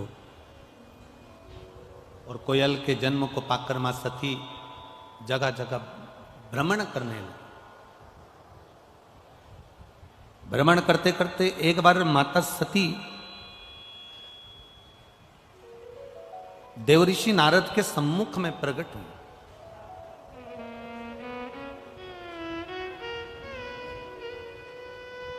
और देवऋषि नारद ने जब माता सती को देखा तो माता सती से कहा, सती, मां को नमन कर कर कहा कि एक छोटी सी गलती सती माता तुमने कर ली। एक तो अपने पति के सामने जाकर झूठ बोल दी, दूसरा सीता जी बनकर राम जी की परीक्षा ले ली, तीसरा अपने पिता के घर में यज्ञ में तुम बिना बुलाए चली गई, और चौथा जो गलती तुमने करी है वो गलती सबसे प्रबल गलती है करी कि उस यज्ञ की अग्नि में, यज्ञ के कुंड में तुम कूद कर अपने प्राणों को त्याग दिया। उस यज्ञ की अग्नि में तुमने अपने प्राणों को त्याग दिया, उस यज्ञ की अग्नि में तुम अपने प्राणों को छोड़ दिया। अब थोड़ा सा ध्यान लगाना, ये जितनी माताएं बैठी हैं, जितने भाई बैठे हैं, जितने लोग आस्था चैनल पर कथा सुन रहे हैं, जितने फेसबुक यूट्यूब पर कथा सुन रहे हैं, जरा ध्यान लगाकर कथा का स्मरण करना। सती मैया के जन्म से पहले, पार्वती जी के जन्म से पहले जितने जितने जन्म माता पार्वती के हुए हैं, उमा बनकर, कात्यायनी बनकर, चंद्रघंटा बनकर, कुष्मांडा बनकर, स्कंदा बनकर, कात्यायनी बनकर, गौरी बनकर, उमा बनकर, ये सब माता पार्वती जी के जन्म के पहले के सारे जन्म माता पार्वती के हैं, जितने भी हैं, उमा, कात्यायनी, चंद्रघंटा, गौरी, महागौरी, स्कंदा, कात्यायनी, ये जितने जितने माता के अवतार हैं, ये सब पार्वती जी के जन्म के पहले के हैं।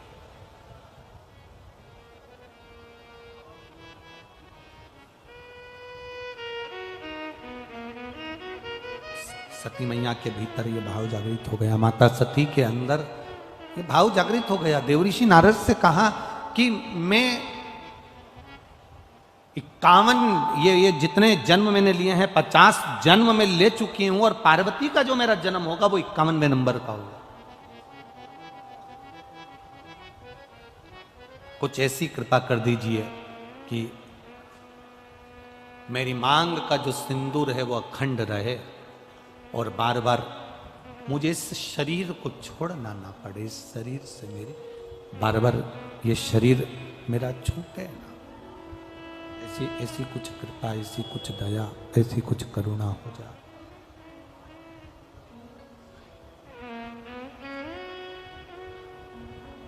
कहा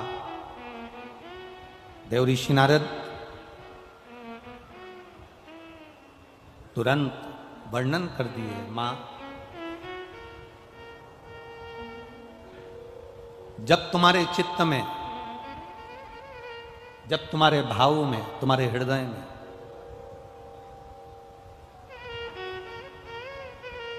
तुम्हारी चित्तवृत्ति में, तुम्हारे हृदय में, तुम्हारे भावों में जिस समय पर तुम कोयल बनकर भी एक अन्न के दाने को अगर उठा लोगी, और वो अन्न का दाना तुमने जो उठाया है अगर वो 2 भाग वाला है, वो अन्न के दाने में अगर 2 भाग हैं जिसको तुमने उठाया, और वो अन्न का दाना भूलवश भी अगर किसी सौभाग्यवती नारी की गोद में अगर पड़ जाता है, तो मां तेरा वो अखंड सौभाग्य भी रहेगा और तुझे जिंदगी में दूसरी बार फिर बदल कर जन्म नहीं लेना पड़ेगा। एक ही अखंडता में चलता है,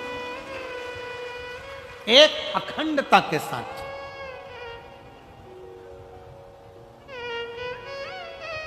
कभी आप अपने घर की बुजुर्ग माताओं से पूछना कि ये सुहागिल जब हम करते हैं, सौभाग्यवती नारियों को जब हम सुहागिलों को जब हम बुलाते हैं, मांग में सिंदूरा देते हैं, गोदी में चना और गुड़ डाल देते हैं उसके, तो ये चना गुड़ का महत्व क्या है?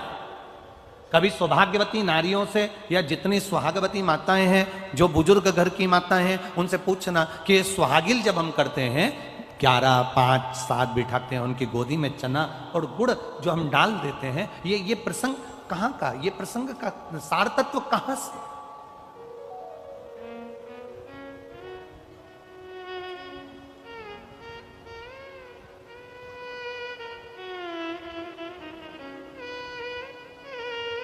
दुनिया में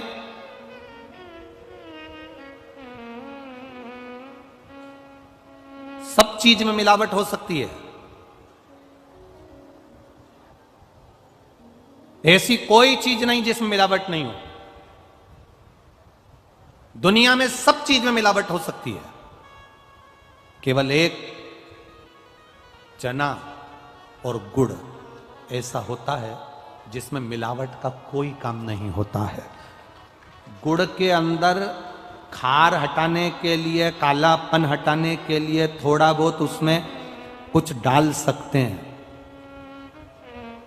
पर रहेगा वो गुड़ गन्ने का रस ही। गुड़ को साफ किया जा सकता है, गुड़ का पाउडर बनाया जा सकता है, गुड़ का पाउडर का डब्बा बनाया जा सकता है, गुड़ की बड़ी ढेली बनाई जा सकती है, गुड़ की छोटी ढेली बनाई जा सकती है, गुड़ की और छोटी ढेली, पर रहेगा वो गुड़ ही। उसमें मिलावट सफाई के लिए कर सकते हो, पैकिंग के लिए कर सकते हो, सुंदर दिखने के लिए कर सकते हो, अच्छा बनाने के लिए कर सकते हो, आप उसकी पैकिंग या अच्छा बनाने के लिए उसको कर सकते हो, पर रहेगा वो गुड़ ही।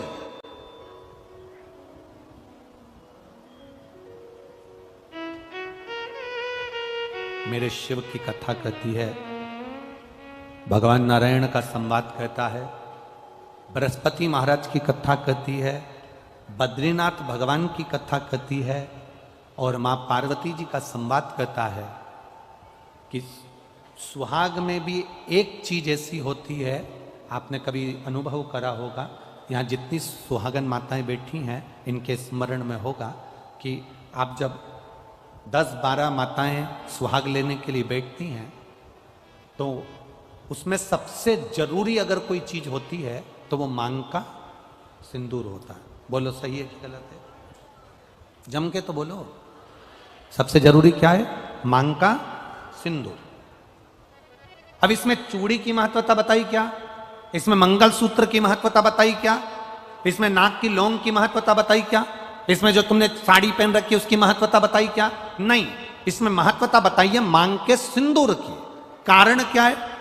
चूड़ी जो तुम हाथ में पहनी हो, सबके हाथ में अलग अलग डिजाइन की चूड़ी हो सकती है, सबके कलर अलग हो सकते हैं, सबकी मूल्य अलग हो सकता है। कोई 10 रुपए दर्जन, कोई 5 रुपए दर्जन, कोई 50 रुपए दर्जन, कोई 150 रुपए दर्जन, कोई 500 रुपए दर्जन की चूड़ी हो सकती है। जिस चूनर को तुम ओढ़े हो इसकी कीमत ऊपर नीचे हो सकती है। जिस नथ को तुम पहने हो, सुहाग की सामग्री में जो जो सामग्री आपको बताई जा रही है इसकी कीमत ऊंची नीची हो सकती है। कान का कुंडल पहने हो, इसकी कीमत ऊंची नीची हो सकती है। आपने गजरा लगाया, उसकी कीमत ऊंची नीची हो सकती है। जो मंगलसूत्र पहना, किसी ने बड़ा पहन लिया ज्यादा कीमत का है, किसी ने छोटा पहन लिया कम कीमत का है, इसकी कीमत ऊंची नीची हो सकती है। पाँव में बिछुड़ी पहनी, इसकी कीमत ऊंची नीची हो सकती है। पाँव में पायल पहनी, इसकी कीमत ऊंची नीची हो सकती है। केवल सारी दुनिया में जितनी नारियां हैं जो मांग में सिंदूर लगाती है उसकी कीमत एक जैसी रहती है, उसकी कीमत कभी ऊंची नीची नहीं रहती है। मांग के सिंदूर की कीमत एक जैसी।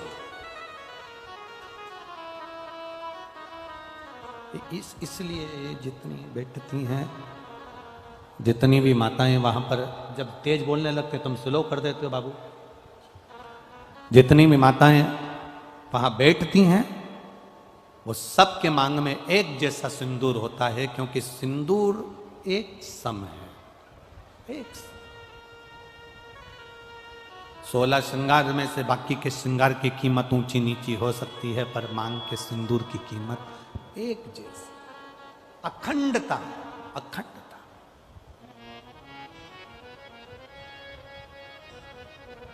अखंड। हम तो कई बार आप लोगों को कथा में भी वर्णन करें, कभी मौका मिल जाए करे ना, तो सोमवार की जो अष्टमी होती है ना, प्रयास करना कभी अगर मौका मिल जाए करे आप लोगों को, सोमवार की जो अष्टमी होती है, जिस लड़का लड़की का विवाह नहीं होता, जिसका मंगल पाणिग्रहण संस्कार नहीं होता, वो जो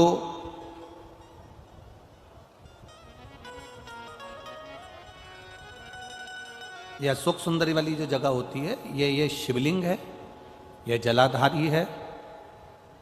यहां से जो चरण है, इसमें राइट में गणेश जी, लेफ्ट में कार्तिकेय जी, बीच में एक मोटी सी लाइन होती है जो अशोक सुंदरी का स्थान होती है। शिवलिंग के ऊपर जो जलाधारी बंदी होती है, वो जलाधारी में से जो बूंद बूंद पानी शिवजी पर गिरता है, वो शंकर भगवान की 5 बेटियां जया, विषहरा, शामली बारी, दौतली और देव, ये ऊपर से एक एक बूंद पानी शिवलिंग पर गिरा रही होती।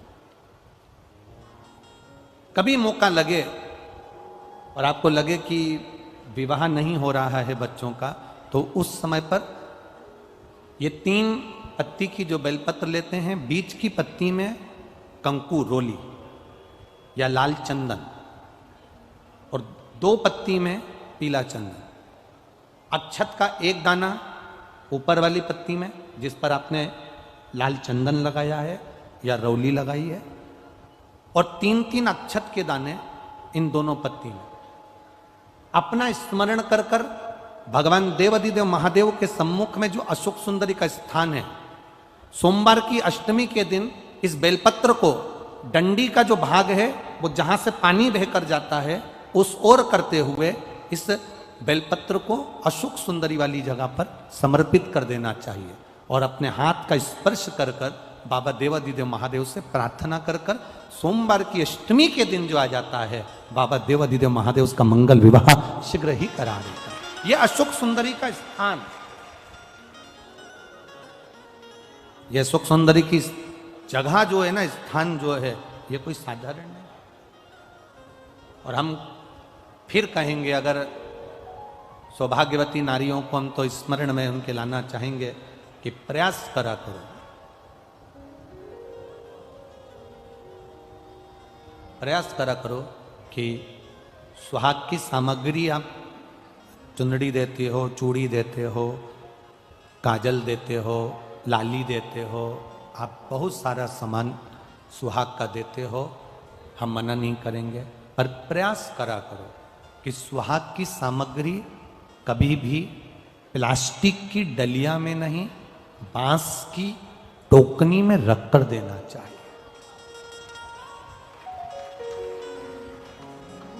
दो चीजें अपने जीवन में उतार कर रखिएगा, 2 जगह पर बांस का प्रयोग अवश्य करिए। एक, बेटी की विदाई करो, पहली बार अगर बेटी जा रही है, पहली बार अगर बेटी जा रही है और अपने घर से बेटी की विदाई हो रही है, तो बांस की टोकनी में वो मैदे की जो पूड़ी बनाते हो, यहां चलता है कि नहीं चलता वो हमको नहीं मालूम, पर हमारे यहाँ तो पूरे मालवा में, गुजरात में, मारवाड़ में, पूरे में चलता है, इधर होता है मैदे की पूड़ी, शक्कर, ये प्लास्टिक की डलिया में नहीं, इसको बांस की टोकनी में रखकर भेजना चाहिए। और एक सुहाग की सामग्री, सौभाग्य की वस्तु, हमेशा जब भी किसी सुहागिन स्त्री को अगर सौभाग्य की वस्तु आप दे रहे हो, हरतालिका तीज का व्रत कर रहे हो, सुहाग सामग्री दे रहे हो, कोई आपने व्रत करा, उद्यापन करा, उसमें सुहाग सामग्री दे रहे हो, तो बांस की टोकनी में देना चाहिए, बांस की डलिया। उसका कारण क्या होता है? बांस एक ऐसा होता है, बांबू बांस एक ऐसा होता है जो कि कितना भी उसको काट लो वो फिर बढ़ना प्रारंभ हो जाता है, फिर काटो फिर बढ़ना प्रारंभ हो जाता है, फिर काटो फिर बढ़ना प्रारंभ हो जाता है। इसलिए सुहाग की वस्तु अगर हमने एक जरा सी सामग्री भी सुहाग की डलिया में दी है तो वो अखंड सौभाग्य का काम कर जाती है और जिंदगी भर का काम कर जाती है। अब ना जाने कहां से ये तुम्हारे पास में प्लास्टिक की डलियां होना गई, तो लोग इतने सरल हो गए, बांस की डलिया लेंगे तो 15 रुपए की आएगी, प्लास्टिक की डलिया 3 रुपए 5 रुपए में आ जाएगी, 5 रुपए में आएगी, अपना काम खत्म, दे देंगे, दुनिया उसका यूज करेगी तो ठीक, ना करे तो। बांस की डलिया आजकल कौन रखता है गुरुजी, प्लास्टिक की डलिया तो लोग संभाल के रखते हैं, पर ये नहीं सोचती कि समय की अवस्था में ये बांस की डलिया बहुत काम आती है। किस जगह पर काम आती है? जब घर में मान लो कोई बड़ी बीमारी सम्मुख में आकर खड़ी हो जाती है, पति या किसी व्यक्ति को घर में रोग उत्पन्न हो जाता है, तुमने अगर बांस की डलिया में सुहाग का दान दिया है तो घबराना मती, तुम्हारे पति के प्राण यम भी नहीं ले जा सकता, उसको साधना पड़ता है। कई बार कई स्थान ऐसे हैं जहां पर बांस की डलिया का प्रयोग होना चाहिए।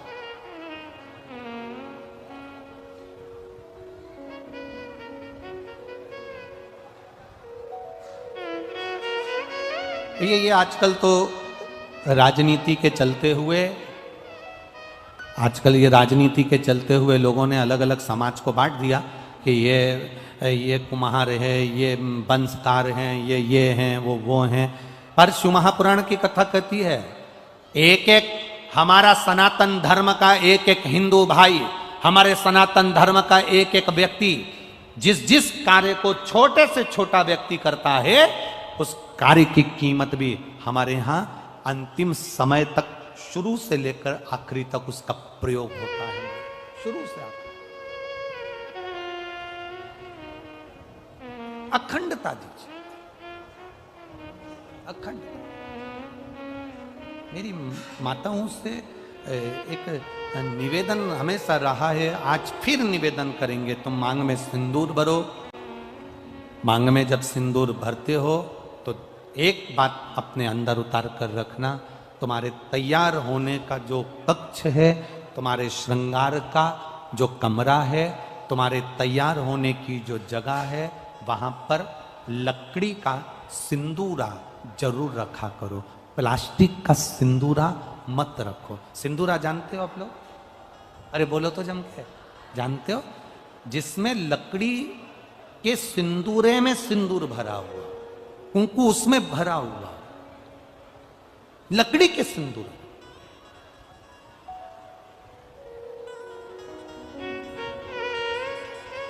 प्लास्टिक में नहीं, चांदी की डब्बी में नहीं, सोने की डब्बी में नहीं, एल्युमिनियम या पीतल की डब्बी में नहीं, लकड़ी के सिंदूरे के अंदर। और उस लकड़ी के सिंदूर के अंदर उस सिंदूर को पड़ा रहने दो और उसे उसमें से आप अपनी मांग के अंदर लगे, लकड़ी के उसमें से।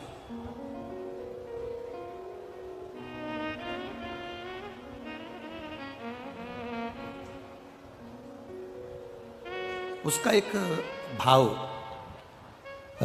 आपके यहां जब ब्राह्मण देवता शादी के समय पर मांग भरवाते होंगे, लड़के से कहते होंगे कि ये लड़की की मांग भरो, उस समय पर लकड़ी के सिंदूरे का महत्व ब्राह्मण देवता अपनी पोथी में से पढ़कर बताते होंगे कि लकड़ी का सिंदूरा क्या महत्व रखता है।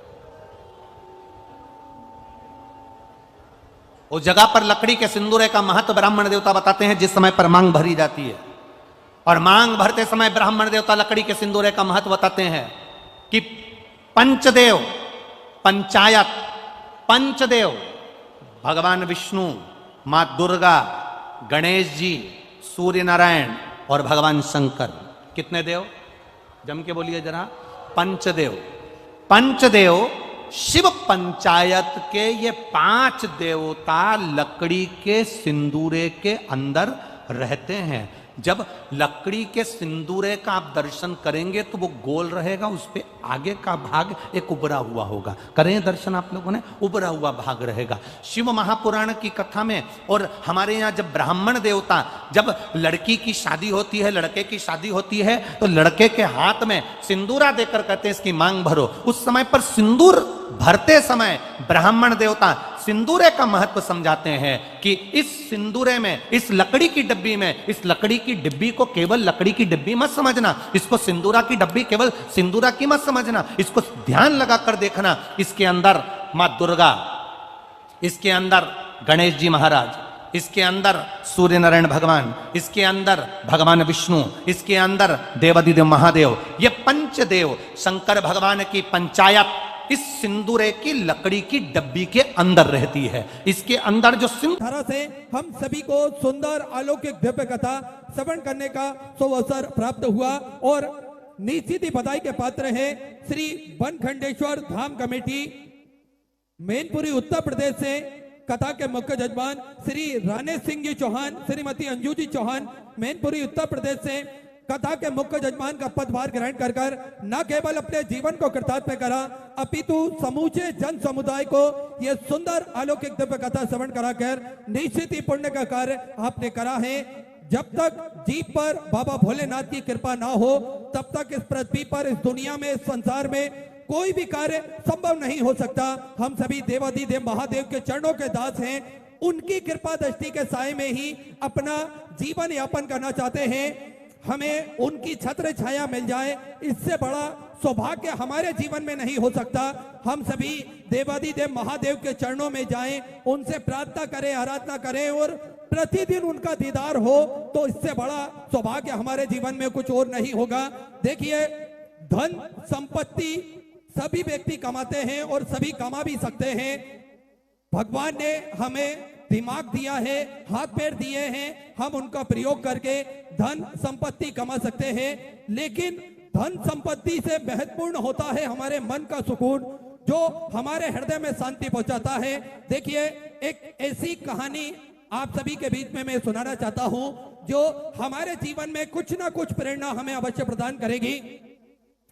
जॉन डी लॉकफिलर दुनिया के सबसे धनी व्यक्ति और पहले अरबपति थे जिनके पास में करोड़ों की संपत्ति थी, अरबों की संपत्ति थी। देखिए, हम किसी करोड़पति या अरबपति की बात करने नहीं आए हैं, ना ही सुनने आए हैं, पर यह कहानी हमारे जीवन में बड़ा ही उद्देश्य रखती है। इससे हमें कुछ ना कुछ प्रेरणा अवश्य प्राप्त होगी। जॉन डी रॉकफिलर दुनिया के सबसे धनी व्यक्ति थे, पहले अरबपति थे इस दुनिया के। उन्होंने 25 साल की आयु में वे अमेरिका के सबसे बड़े तेल रिफाइनरी में से एक रिफाइनरी कंपनी के वो मालिक बने और 31 वर्ष की आयु में दुनिया के सबसे बड़े तेल के रिफाइनर बन गए। 38 वर्ष की आयु तक उन्होंने यूएस के 90% रिफाइंड तेल की कमान अपने हाथों में संभाल ली और 50 वर्ष की आयु तक वहां देश के सबसे धनी व्यक्ति बने। लेकिन जब उनकी मृत्यु हुई, वह दुनिया के सबसे धनी व्यक्ति तो थे, मृत्यु से पहले उनके जीवन में कुछ घटा। वह एक युवा के रूप में जब काम करते थे, अपनी जो भी शक्तियां थी, जो भी रातेदार रिश्तेदार थे, वे अपनी शक्ति में प्रयोग करते थे और कुछ ना कुछ वे कमाने की भाव अपने मन में रखते हुए हमेशा कार्य करते थे।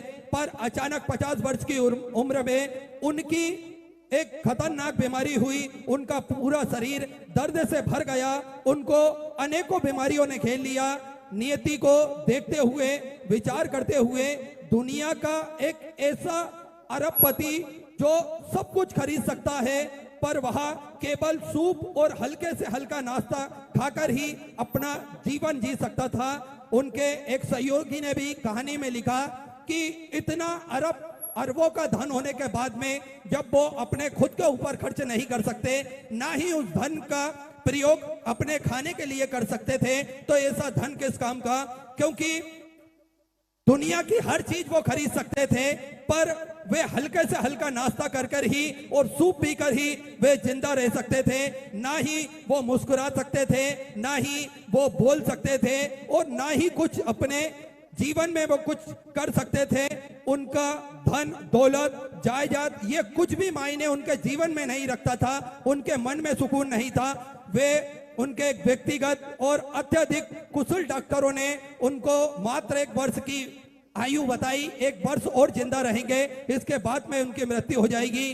पर जीवन में जो घटित होता है वह हम सभी को सीखना चाहिए। वे एक संत की शरण में गए और संत ने उन्हें सलाह दी कि जो भी आपकी करोड़ों की संपत्ति है उसको दान धर्म पुण्य इत्यादि सत्कर्मों में लगाएं, आपको जीवन में सुकून मिलेगा।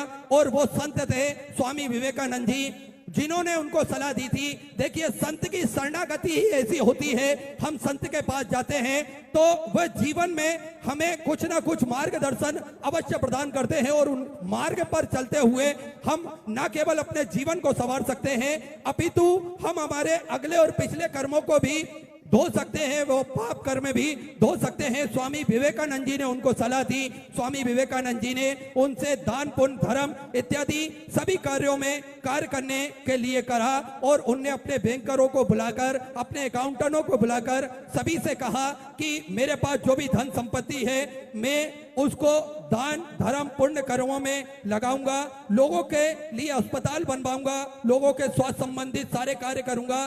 जॉन डी रॉकफेलर अपने फाउंडेशन के अंतर्गत पेनिसिलिन की खोज की और मलेरिया, तपेदिक, डायरिया, इन रोगों की दवा की खोज करी है उन्होंने। लेकिन शायद जॉन रॉकफेलर की कहानी का सबसे आश्चर्यजनक हिस्सा जब उस समय रहा जब उन्होंने अपनी कमाई का हिस्सा धर्मार्थ के कार्य में लगाना शुरू कर दिया। तब एकाएक उनके शरीर में अलग सा बदलाव हुआ और उनका स्वास्थ्य ठीक होने लगा। वे पहले की भांति सब कुछ कर सकते थे, पहले के भांति बोल सकते थे, हंस सकते थे। एक मन में सुकून शांति उनके जीवन में आने लगी, और जो मात्र 53 वर्ष की आयु तक जीने वाला व्यक्ति था वो 98 वर्ष तक की आयु तक जिया। ये पुण्य प्रताप होता है हमारे सत्कर्मों का, ये पुण्य प्रताप होता है हमारे संत महात्माओं के मार्गदर्शन का, ये पुण्य प्रताप होता है हमारे सनातन धर्म से जुड़े हुए सारे कार्य करने का। ये क्या प्रभाव होता है ये हम सभी इस कहानी के माध्यम से जान सकते हैं, समझ सकते हैं। स्वामी विवेकानंद जी ने जो उनको सलाह दी उसको मद्देनजर रखते हुए दान पुण्य धर्म उन्होंने करा, और अपने जीवन में उन्होंने स्वास्थ्य अपना ठीक भी कर लिया, और मन में जो सुकून शांति उन्हें प्राप्त हुई, पूरे कई वर्षों तक उनके जीवन में ये सुकून शांति उन्हें नहीं मिली थी जो कार्य उनको धर्मार्थ के कार्य करने में प्राप्त हुआ। देखिए, हमारे संत महात्मा हमें यही मार्गदर्शन देते हैं, सेवा का भाव सिखाते हैं, हमें सत्कर्म पे चलना सिखाते हैं। जीवन में देखिए दिक्कत परेशानी सभी के जीवन में आती है, पर हम उनसे उभरे, कुछ ना कुछ धर्मार्थ के कार्य से जुड़े, कुछ ना कुछ अच्छा हम कर सके, ऐसी हमारी मनोवृत्ति होना चाहिए। और हमारे कथावाचक हमारे गुरुजन हमें यही सिखाते हैं कि हम सभी को कुछ ना कुछ अपने जीवन में अच्छा करते रहना चाहिए। हमेशा हम सभी एक दूसरे को सहयोग प्रदान करें, एक दूसरे की कुछ ना कुछ सहायता करें। कोई धर्म का कार्य हो रहा है तो उसमें बढ़ चढ़कर हिस्सा लें। निश्चित ही सारे जगत के कार्य होते हैं, हम सभी को यही प्रेरणा इस कहानी से लेना चाहिए। हम धन कमाएं, खूब करोड़पति बने, अरबपति बने, पर उस धन का सदुपयोग अवश्य हम करें, ऐसी हमारी मनोवृत्ति होना चाहिए। हमेशा सेवा का भाव हम सभी के हृदय में होना चाहिए। सेवा का भाव ही हमें शिव महापुराण की कथा से सीखने को मिला है, और हम सभी देखते हैं आज लाखों की संख्या में भक्त एकत्रित होते हैं और उनके हृदय में भी सेवा का भाव जागृत पूज्य गुरुदेव ने करा है। आप सभी देख सकते हैं आज लाखों की संख्या में भक्त पधारते हैं और उनकी सेवा करने के लिए सभी भक्त आतुर रहते हैं। कोई किसी चीज का स्टॉल लगाता है, कोई पानी निःशुल्क बांटता है, कोई भोजन निःशुल्क बांटता है, कोई केले निःशुल्क बांटता है, कोई फरियाली खिचड़ी निःशुल्क बांटता है। यह सेवा का भाव है जो सभी के हृदय में जागृत हुआ है। कोई भक्त 8 से 10 व्यक्ति का भोजन बनाकर अपने घर से लेकर आता है, तो ये सेवा का भाव हमें पूज्य गुरुदेव ने सिखाया है। आज सेवा सभी के हृदय में विराजमान हुई है और सभी बढ़ चढ़कर इस सेवा के कार्यों में हिस्सा लेते हैं। निरंतर सेवाएं वो शिव भक्तों की करते हैं, निरंतर सेवाएं में उनका मन लगता है। निरंतर कथाओं के माध्यम से हम सभी अपने जीवन को कृतार्थ करते हैं, साथ में हम कथा सुनकर अपने जीवन को भी बदलते हैं। सुंदर अलौकिक दिव्य कथा प्रतिदिन पूज्य गुरुदेव के सानिध्य में हमें श्रवण करने का मौका मिलता है। हम सभी अपने जीवन को बदलते भी हैं, सुधारते भी हैं और कुछ ना कुछ नया करने की अभिलाषा हम हमारे हृदय में भी संजोते हैं। यही शिव महापुराण की कथा है जो हमारे जीवन में बदलाव आ चुका है। हम सनातन धर्म की ओर पुनः वापस मुड़ चुके हैं। हम हमारे मूल धर्म जड़ों को पहचान चुके हैं। हम मंदिर जाते हैं, देवालय जाते हैं, बड़ा ही अच्छा, बड़ा ही सुहाना लगता है जब छोटे छोटे बच्चे एक लोटा जल लेकर अपने हाथ में स्कूल की ड्रेस पहनकर एक लोटा जल लेकर एक बेलपत्री लेकर सबसे पहले मंदिर जाते हैं। बड़ा ही अच्छा लगता है। और वृद्ध हो, बूढ़े हो, जवान हो, माताएं हो, बहनें हो, सभी वर्ग के लोग मंदिर आज जाते हैं। तो ये बदलाव हुआ है। ये कलयुग नहीं, हम कह सकते हैं ये शिव युग आ गया है, क्योंकि युग परिवर्तन होता है जब कोई दिव्य आत्मा, कोई महापुरुष इस सृष्टि पर जन्म लेते हैं तो निश्चित ही युग परिवर्तन होता है। ऐसा हमारे शास्त्रों में भी लिखा हुआ है। तो ये युग परिवर्तन हो चुका है। ये कलयुग नहीं चल रहा है, ये शिव युग चल रहा है। और इस शिव युग को देखने का हम सभी को सौभाग्य प्राप्त हुआ।